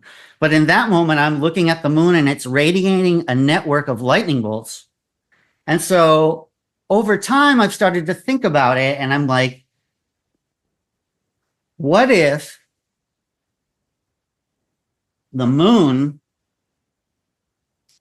has been co-opted by some extraterrestrial group and turned into this station and created a net around of consciousness around the earth that keeps us all in at a certain level of consciousness and keeps the whole thing in place of like the hierarchical power structure and wars keep on, you know, wars that don't seem to keep happening for no good reason, and the money system and the whole way that we perceive reality and just the basic way of like where it's like grow up, go to school, get a job, get married, have kids, grow old, die, go in the ground. And that's what you were doing on this planet for some reason, like as if like that was the most beautiful way that we could exist. But instead, it seems to be this sort of weird construct that's been created around us that is like a false overlay of reality to keep our consciousnesses at a certain level so that we can be used and manipulated to a certain degree. And our energy, our souls, we are these consciousness machines that create reality. But if you can trick a whole bunch of consciousness machines into creating the reality that you want through this false overlay, then you can use the power of 8 billion souls to create a reality that you desire unwittingly to them, and they will do and say what you want, and they'll go to war for you, and they'll exploit the mineral resources for you, and they'll believe and salute your flag, and they'll, you know what I mean? It's like all these different systems that have been created that seem like they don't really acknowledge the beauty of reality, and that the world doesn't really acknowledge the incredibleness of what potentially the world could really be, where we're essentially these sort of incredible consciousness creating angelic creatures all roaming the world, and it should be this amazing place, but instead it's this sort of like dull shadow of a reality instead. Yeah. So I kind of have created this idea in my mind of like, what if there's been this giant thing on the moon that's been creating this consciousness dulling network around planet Earth in order to get us to all go 9 to 5, and that maybe we keep on reincarnating on this planet over and over again without knowing who we are. So it makes us forget, and so we're just like this endless resource for this extraterrestrial consciousness that is exploiting us and doing whatever the fuck it wants to be doing with us, instead of allowing us to blossom into these God creatures that we really are. Wow. And I have one more thing to say. There's this guy named Crow777, and he's got a YouTube channel, and he spent all this time filming the moon. And what he filmed was this thing called the lunar wave. Have you ever heard of the lunar wave? No. So you can go online, go on YouTube or whatever. You'll find it really quick. Crow777 lunar wave. He filmed what seems to be a refresher wave going across the moon as if it's a digital image. Wow. It rolls across the face of the moon like a little ocean wave, a refresher wave, essentially. And he's also filmed like lights coming off of the moon and stuff like that. But he filmed this thing that shouldn't exist on the face of the moon with his equipment. And so I'm like, what if that is the projection of the moon that they want us to see, the false overlay of the matrix on top of, so if you to take that away, then you would see what's really going on the moon, and probably bases on the moon and extraterrestrials coming and going and all this other shit that, you know, it's, but maybe he filmed what in my mind is this matrix overlay, this false matrix overlay of this digital overlay illusion. Yeah, exactly. Yeah. So that's my thought about the moon. That's very Gnostic, isn't it? Very much like the Gnosticism idea of the pleroma or whatever, and but also what it most reminded me of, which is sort of Gnostic similar, is the film. I've recommended it to you both before. I saw the TV Glow. Oh yeah, I still haven't watched that, but I want to watch that. Yeah. The kind of bad guy, if you like, that's keeping this illusion in place is Mr. Melancholy, is the moon. Oh, really? Oh, interesting. Yeah. Really? So yeah. So it's like it's just that's just added a whole level of. I'll just try and bring up a picture on my phone so that you can see it. It's just so there's a character named Mr. Melancholy, and he is the moon. Yeah, basically. And it's like one of them moons that's like, you know, like that film. What's it called? The Voyage to the Moon or whatever. Like the old. Yeah, it's one of the earliest movies. You can kind of see it there. Yeah. Oh, like fascinating. You know that old style of like special effects where it's just like a man's face through like a it's like that. Yeah, it's like the Teletubbies kind of. A little bit. Sun, Mighty Boosh. Yeah, Mighty Boosh. Yeah, man. Yeah, totally. Yeah, don't get me started on the Teletubbies. We should do an episode about the Teletubbies. I can only imagine what the fuck is going on with that show. I bet there's some weird stuff going on there. Yeah.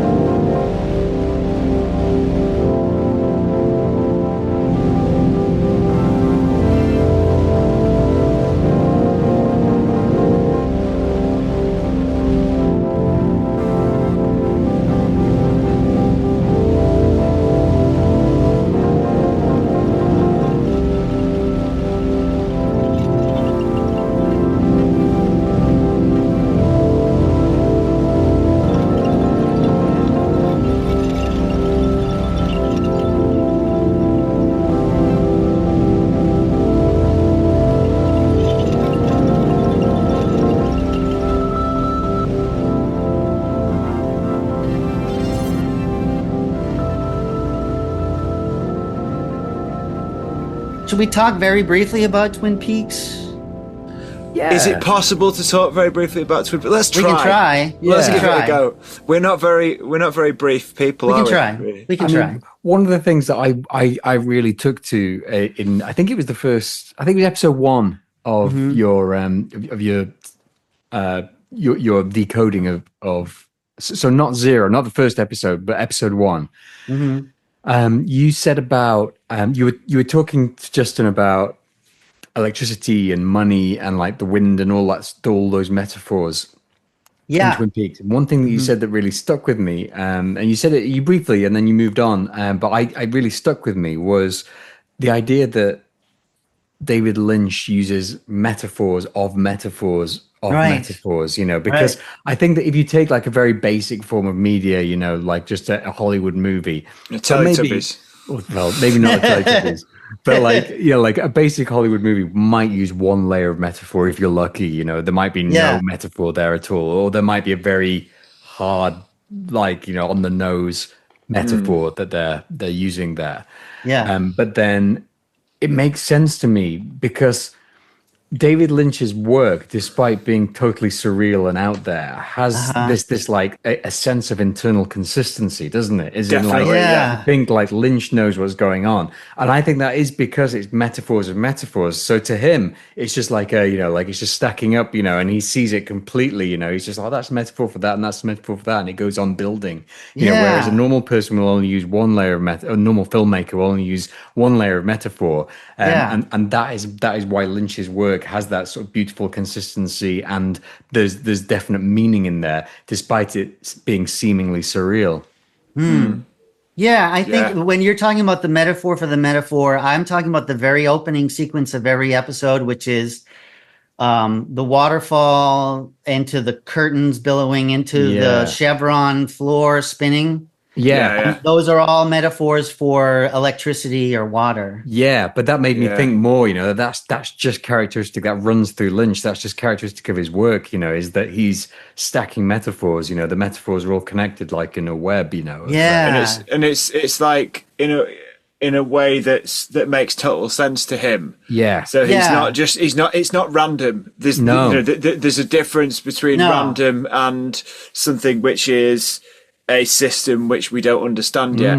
Because metaphor is the language of dreams, isn't it? That's how Certainly. and that sort of thing, and that's very much what Lynch taps into. Well, and Lynch being a meditator, he has the experience of um, the source, I would say, which is electricity or the ether, the etheric realm, like the spirit world is essentially electricity. And if you observe, especially in Twin Peaks: The Return, season 3, there's something going on with electricity all the time. Yeah. And he's Yeah. always pointing you back to that. And that's actually how the sort of spirit world travels around Yeah, the show. I mean, Dale Cooper comes out of an electrical socket from whatever spirit realm he's in yeah, and manifests into the physical world from an electrical socket. So electricity, I think, is his central metaphor for the spirit world. But I And have a that's theory why- about that.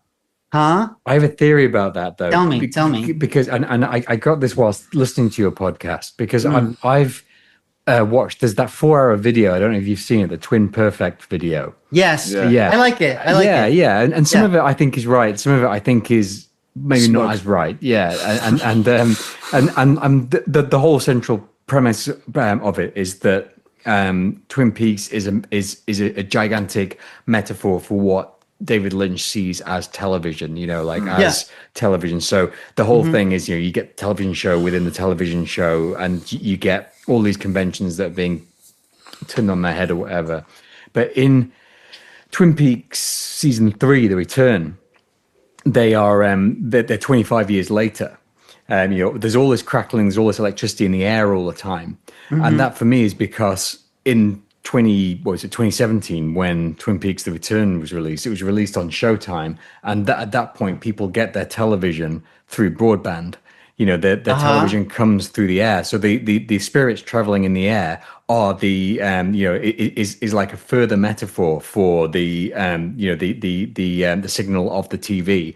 But it's become ubiquitous throughout everything. Everything is carried in the air. All information comes from the air, and it seems to be a lot more. Everything seems a lot more charged in that way. Yeah. Okay, I see what you're saying. He's kind of like, I mean, you can only see that magnified now. You know what I mean? Yeah, Everything's wireless. Exactly, yeah. And the thing with sort of Twin Peaks, which you say beautifully in your show, is that it's not a remake of season 1 or 2. It's something completely different. Whereas if you look at what other people are doing, say like Ghostbusters Afterlife or Jurassic World or Beetlejuice 2, or they're just like there's the Star Wars episode whatever it was, the return of the whatever it's called, like episode whatever it is, I don't know, 7 or whatever. They're all just remaking and rehashing the same stories, the same plots again. And you know from the why they're original doing source. that? Well, money. Money. Yeah, exactly. Yeah. It's like commerce, baby. Yeah. Yeah, Right? and it's like I think with Lynch, like what he's done with The Return is kind of almost the opposite of that. He's sort of saying in a lot of it, and I think you've mentioned this, Phil, is he's demonstrating the passage of time and that you can't go back. He's demonstrating like look at these people, and the log lady is dying. Yeah. He's dealing with death quite a bit in that show. Yeah, if you look at like the amount of people that died, like each episode, I noticed at the end has like a little dedication to either someone who died before the show was made, or someone that died, during that. Like Harry Dean Stanton died straight afterwards, and the log lady, the Albert, Albert, but you do talk about it in your show about this a very honest passage of time, isn't it? Because you see, the episode I was listening to today, you were saying how these people look like they've lived that 25 years. They're not trying to hide that 25 years. The 25 years is essential to the show, and that is the is this future, is this past, that gap is bridged, but it's bridged in an honest way. Those people have lived 25 years. It's not a reboot. It's not that they've not recast the actors to make them young and beautiful again. Thank God they didn't do that. Thank God. Yeah. So glad. And even if they couldn't get an actor, that character's gone from the, well, they replaced them with a bell or a a tree, with some chewing gum on the top. Or Laura Flynn Boyle, like she's not really acknowledged. She's like a pivotal part of Donna's like a pivotal part of the show. Anyway. Oh, really? I just couldn't stand Donna. So just the whole Donna, James Hurley, Harold Smith, not for me. Well, you can see for someone like Lynch that it's about the art, right? And creativity, and his creativity just blossoms and blossoms. And if he had to just rehash what he did 30 years ago, like that would be death to that guy, right? That would be, he would make a piece of shit. Yeah, it would be terrible. But instead, he's made this 25-year-long magical working that predicted itself. Yeah, you know what I mean? Like he managed to bookend a thing that he created 25 years before with an even greater work of art 25 years later. And now that he passed away, and it's so weird for me that we started decoding Twin Peaks: The Return months before he died. But after we got to episode 8 and we took a break, and then as we were coming back, LA's on fire and David Lynch is dead. And it was just like, holy shit, like this is happening, like this is really happening, So in a way, like it's his last magnificent work too. Yeah, absolutely. Yeah. And he's dealing with death and the afterlife and the spirit worlds in such a profound way in that show. And in an honest way, like you say. But that's life affirming too. You know what I mean? Like that's him definitely dealing with himself and his world as it was now 25 years later. And it just worked so beautifully. Yeah. It's and magnificent. The media, like especially TV, often ignores that. They often pretend the passage of time doesn't happen. Like they recast try and gloss people over it. Yeah, you don't get a TV show based around a load of old people, and yet Twin Peaks: The Return does that beautifully. I mean, Cal MacLachlan, I think that's the work of his life. Those 3 characters he plays. Holy shit, is actually at least 3. Yeah, at least 3. 3 to 4. Yeah, maybe 4. I agree. Yeah, but he is completely in the zone there. But so are loads of them. Unbelievable. How touching is the scene between Big Ed and Norma? It's beautiful. I felt chills, watching that when I did for the first time. And it does it very unflinchingly. I mean, it shows, because everyone's had this passage of 25 years, and no one is really where you'd necessarily expect them to be, just like in real life. But Big Ed is just miserable. Like those 25 years have been spent pining after Norma. And that gives it all that more power when finally, and then obviously Peggy Lipton died, didn't she? Not long after that. Yeah. I mean, it's just crazy. There's that one scene at the end of one of the episodes where it's just Big Ed at his gas farm. Yeah, that's what I was thinking. And he's eating or something, but the reflection... There's a glitch, isn't there? There's something wrong There's a with glitch in the reflection in the window of him. as if he's just replaying the same day it's over like and over again or something. It's Because that was such a subtle thing to do. That was the first glitch that like people picked up on, because like we watched it I remember watching it in real time. Yeah, we had like a WhatsApp group, didn't we? And, there was a WhatsApp group. I've probably still got it actually. I saw it the other day.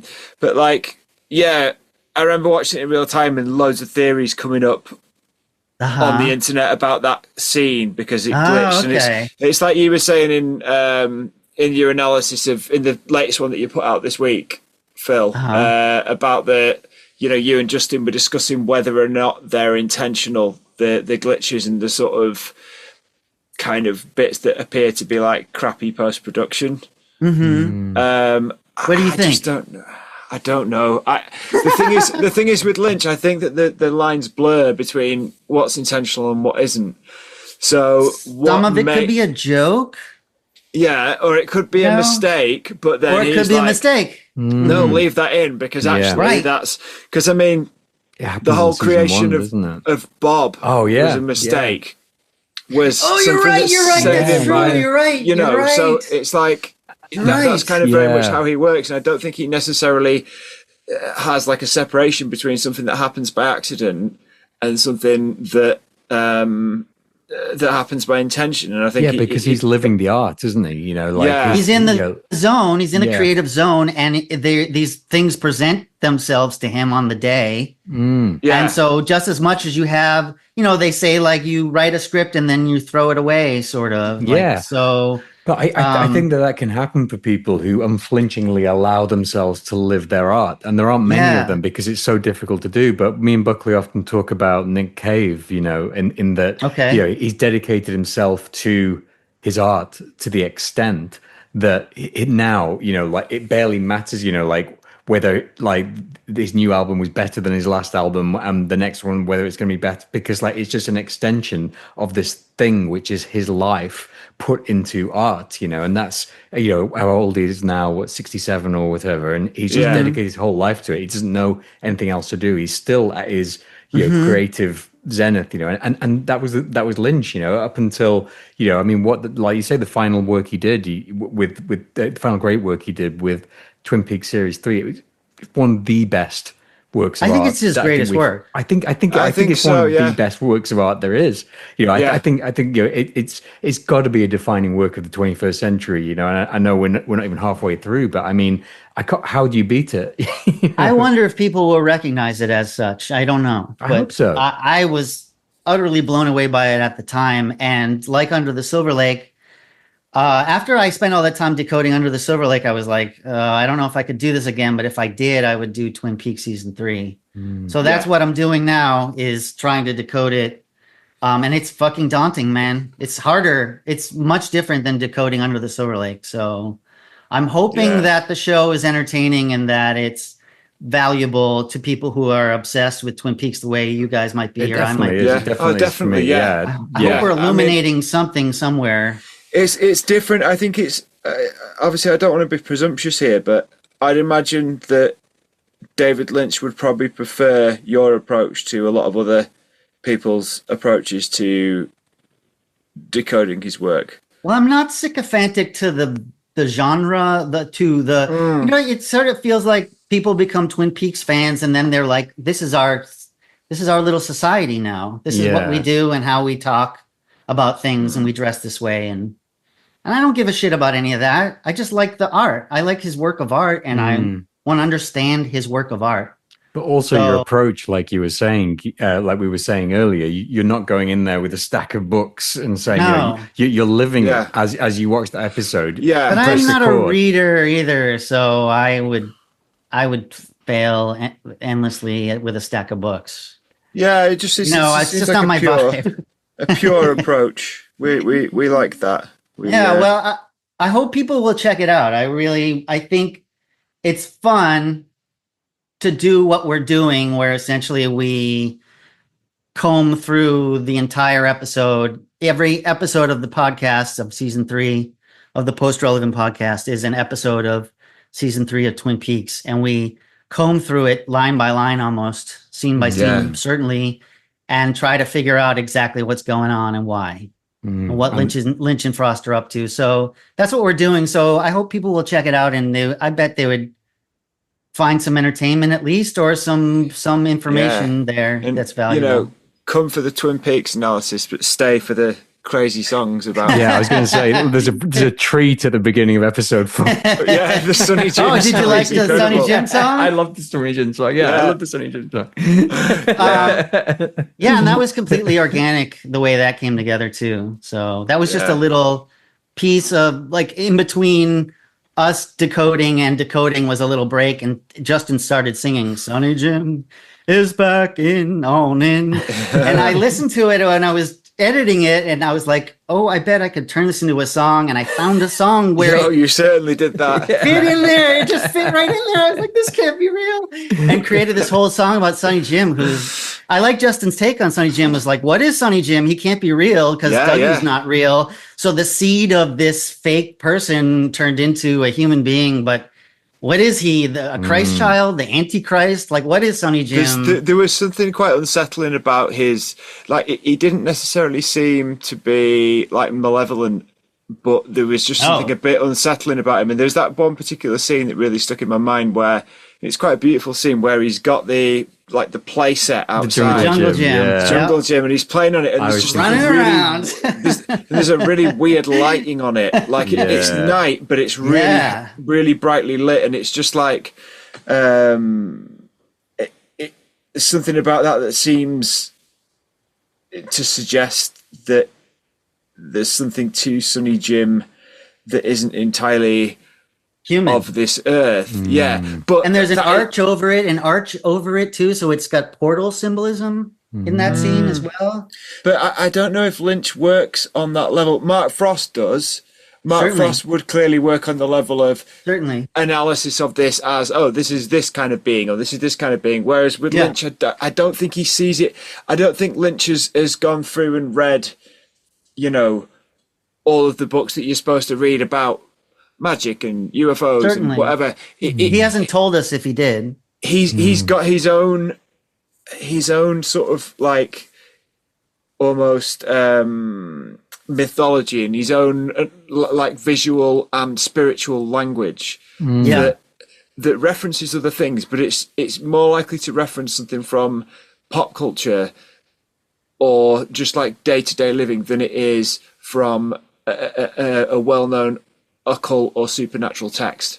I agree. And that's and so like I know when I was at university I did like an essay about the supernatural in Twin Peaks, and like I went into it like, I'm really looking forward to like researching this and finding out all this stuff, because it was when I first watched Twin Peaks in sort of 2003 2004. And I was, me and Hine were completely obsessed with it at that time. We just got into it. So like I wanted to this big essay, but the conclusion I came to was you can't. It's pointless, because this is not what it is. It's not a show where like the X-Files, where you can trace a mythology in any sort of. And although Mark Frost does try, and I do love Mark Frost books. Thank God that Mark Frost is there too, wrangling in the narrative. Yeah, I mean, I think that they both. It's almost like they both arrive at the same point from different approaches, and they complement each other very well. And probably also hate each other at times as well. maybe. Like it's like I feel like Frost is like a more kind of almost academic studied approach. Which is an approach that comes more from like elsewhere, but they still are almost seeing the same imagery and getting the same things, which perhaps tells us something about creativity. Yeah, but I think we've talked about it before. Like what Lynch is doing isn't meant to be described in words. It's meant to be described on a screen. Exactly. So trying to put it into words cheapens the experience of it, because you're jamming it into a medium in which it was not meant to be understood. It's meant to bypass that part of your brain, go straight to the dreaming part, not the part that would read a book. Now, Mark Frost is the part that would read the book. That's the part that will sort of like have it. This is in words and sentences and paragraph, but that's not Lynch. And I think what a good example of what you're talking about is that the second to last episode of the season, they wrap up all the narratives. And they beat Bob. Yeah. Yeah. and Kyle MacLachlan is back as Agent Cooper Yeah. and the full faculties, Yeah. and Diane. I am the FBI. I don't want Yeah. to spoil it all, but everything gets restored in a way. Yeah. And then all of a sudden, so it's like all this narrative is all wrapped up in this nice little bow. And then all of a sudden, his face is overlaid over the whole thing. And he's like, we live inside a dream. And it goes. And David Lynch is like, fuck you. Yeah. You love narratives. Go fuck yourself. Now let's go into the unknown. Yeah. And from there on into the last episode, it spirals off into this whole other That last story that episode is ends on a horrible. cliffhanger and is like, what the fuck is that? Now, I think I understand what's happening, but at the same time, it's him kind of being like, you think you know what you want from me, but I don't even know what I want from me, and I am going off into the unknown. Yeah. Come with me. Let's spoil again this narrative in another beautiful, elegant, crazy way that you never could have predicted. And I also think it kind of like, it's almost like Lynch was able to wrap up Twin Peaks, and then in a few years later he passes away, and so it's kind of almost him saying, almost like predicting his own death, of like, he finishes the storytelling and then he goes off into the unknown. You know what I mean? Well, that last episode is definitely the important bit, isn't it? Because it's like, because you take away the narrative thread, and what you're left with is the dream or the nightmare, you know, and that is what's explored in that last episode. It's the condensed essence of Twin Peaks. Yeah. But there is a narrative, and I think I know what it is. Oh, I'm looking forward to hearing about it. Looking forward to hearing it. Yeah.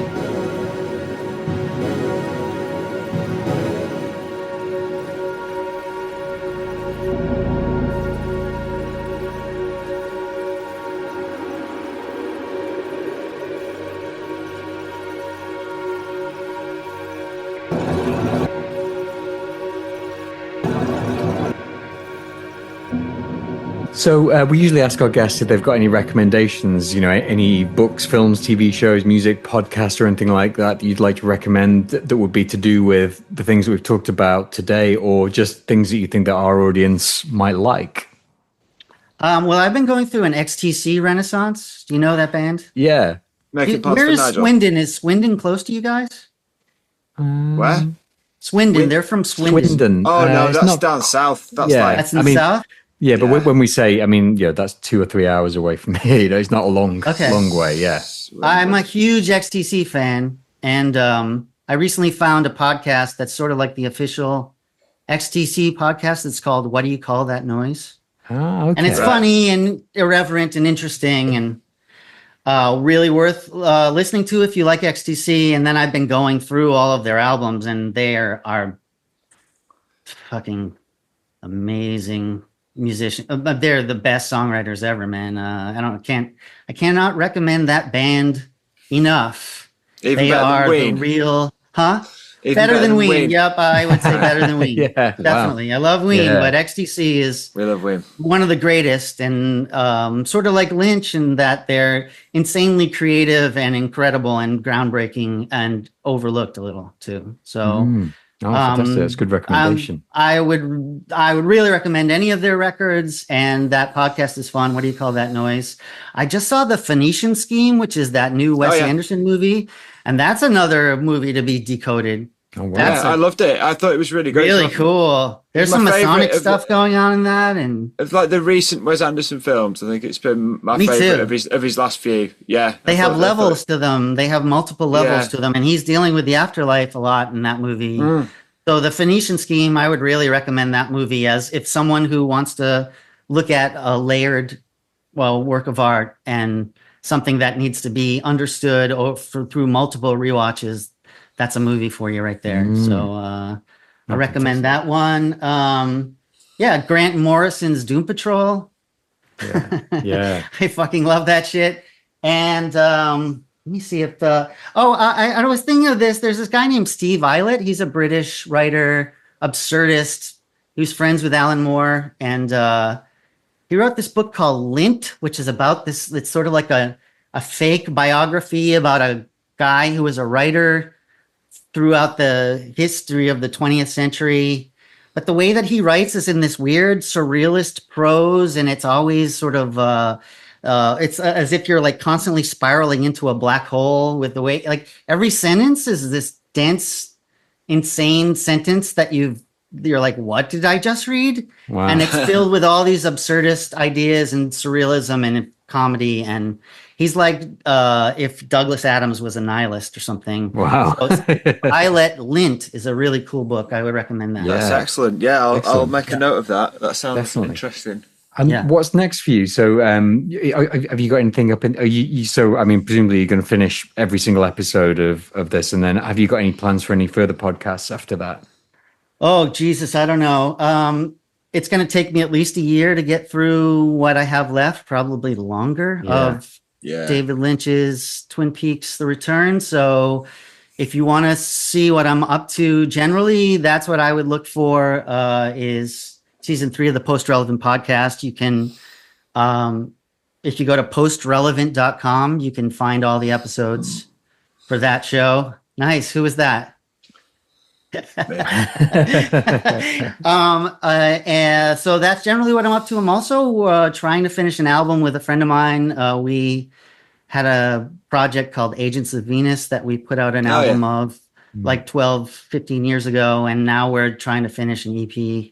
Nice. It's very XTC influenced, like the Dukes of Stratosphere. If you've ever listened to any of that stuff, it's kind of got that sort of a vibe to it. So that, but I don't know when that'll be done. But that's a fun project that I'm working on. And then I'm sort of writing a movie and hoping that sometime in the next few years I'll make a movie. So fantastic! Wow. But yeah, so if anyone wants to. No, if anyone wants to find me though, I would go to postrelevant.com. That's the Post Relevant podcast website. You can hear all the Under the Silver Lake stuff, and you can hear what I'm doing now with Twin Peaks. And if you want to see any of my art and acting and music, you can go to my website, thesearedreams.com. Nice. So that's where you can find Phil. And if you want to find more Vayse, you can find us at Instagram and Twitter, and that's at Vayse, then Vayse spelled backwards. So that's at VAYSEESYAV. You can also get us on Blue Sky. We're the only Vayse on there. So they've got longer, more complicated handles than Twitter. You can get us at www.vayse.co.uk. Our podcast is available at all the major platforms, but only at the website can you get the full unabridged show notes, which Keith works very hard at, and they are definitely worth reading. These ones will probably be massive, these show notes, because Phil's talked about so much. Sorry, yeah, you can email us at baseinfo@gmail.com. If you've got any ideas or queries or anything you just want to contact us, tell us about an experience or anything like that, you can get us at that email address. Our Bandcamp is full of Buckley's music, the soundtrack season 1, soundtrack season 2, and soon will be the soundtrack to season 3. You can also find our Songs in the Key of Vayse there, which is a group of our like-minded friends and listeners who've put together an album with us. If you want to support the podcast or you want to check us a bit of cash, you can find us on Ko-Fi. And if you give us a £5 recurring payment, you can join our Discord. And it's really nice there at the moment. I just love the Discord. I go on it every single day.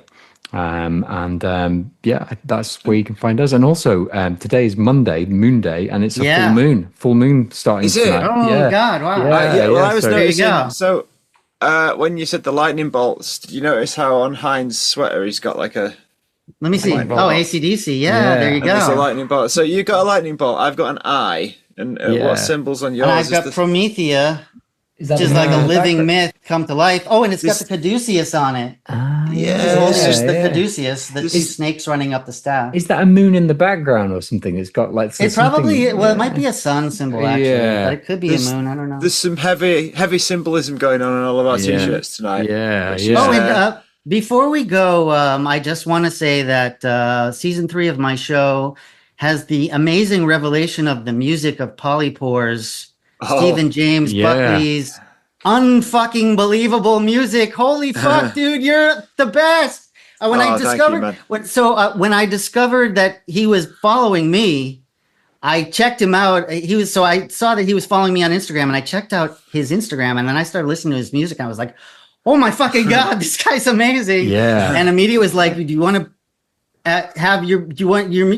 would it be cool if your music was on my show?" So the last few episodes, and hopefully the next few episodes, I'll have Polypore's music all over the fucking podcast. So I'll send you more. Steven's music is the absolute best, man. Thank you, man. So I really think you've leveled up my show just by having your stuff on it.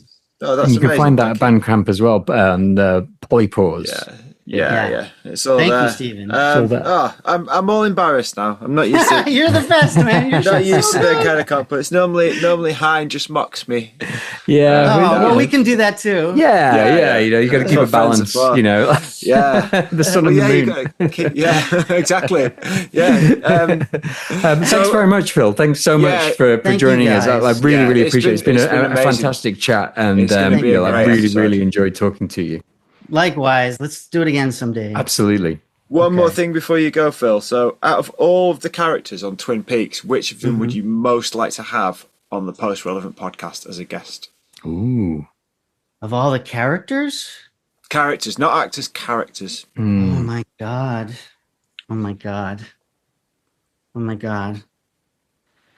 Oh, that is the hardest question I've ever been asked in my entire life. Take your time. Part of me would love to interview Mr. C because it would be like interviewing a demon. And what would he actually have to tell you? He's not particularly verbose, though, is he? He doesn't really say a lot. He's got quite a monotonous voice. Yeah. He is not a human creature. He's the darkness speaking straight out of the mouth of a man. So that would be interesting. Maybe David Bowie would be in the tea kettle. Yeah. Philip Jeffries in the tea. Like, what's going on? What's happened to him? How did he end up in the tea kettle? Yeah, that could be a good interview. Well, yeah.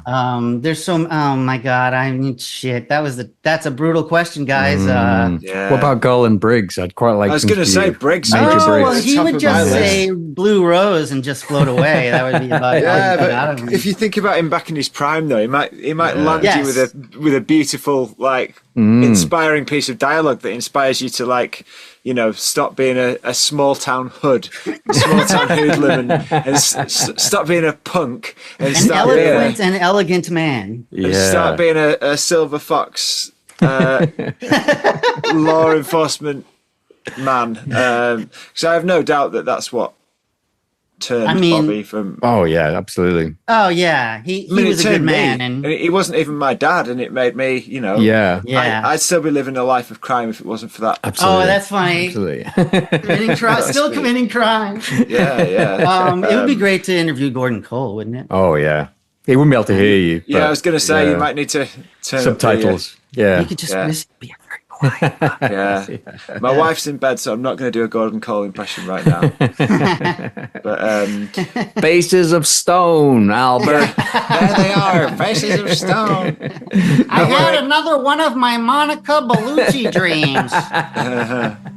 Not where it counts, buddy. That's right. That's right.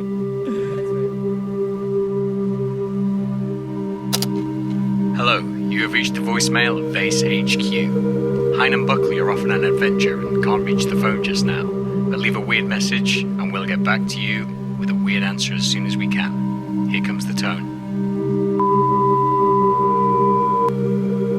Hello to Peter and Stephen James Buckley. Those are two separate people. It's Phil. I'm back. Thanks for letting me do this little addendum to which characters in Twin Peaks: The Return I would interview. I think I originally said maybe I would interview Mr. C or maybe David Bowie in the kettle. But really what I want to do is a round table interview where it's Cooper, Diane, Laura Palmer, Leland, Sarah Palmer, the fireman, I believe her name is Senorita Dido, who is the fireman's consort. Bob, Mike, David Bowie, and Gordon Cole. And I think I'm not sure if I mentioned this, but definitely all versions of Cooper. So you got Cooper, you got Mr. C, you got Dougie, and maybe even Sonny Jim, since we all know that he's not a real person, some sort of Christ child or Antichrist. Anyway, put them all in a roundtable interview, and then you make them explain what this spiritual war between the Black and the White Lodge is really about. I guess maybe even Andy could be there, because Andy went up to the White Lodge briefly. But, oh, and the guy with the green hand, I guess maybe he gets to be there too. But anyone who's been, who's directly interfaced with the Black Lodge and the White Lodge and have become sort of these mythological characters as opposed to regular three-dimensional people, sit them all down in one table and make them all explain exactly what the narrative of this spiritual war is really about and why they're doing what they're doing. Maybe you can even have a couple woodsmen there. Judy, I guess you let Judy be there, but maybe keep her in the glass box. Although I guess she could get out of the glass box. But I guess Sarah Palmer as Judy's avatar on Earth could represent Judy. She could just take her face off and let Judy talk. So let them all explain their roles in this cosmic game, in this spiritual war, and what was really going on and why it was happening, and how they all really felt about what was happening. Let them all explain themselves. Just tell us what's really going on. Okay, that's it. Anybody else? Maybe you invite any other magical kind of creatures that have appeared in the show too. They can come and sit in. Maybe they can sit on the sides, and occasionally they can pipe up. They can pop off and tell us what they think of it all. But that's what I really want to do in terms of interviewing characters from Twin Peaks: The Return. That's it. I've spoken for over 4 minutes. Sorry. Thanks, guys. Later.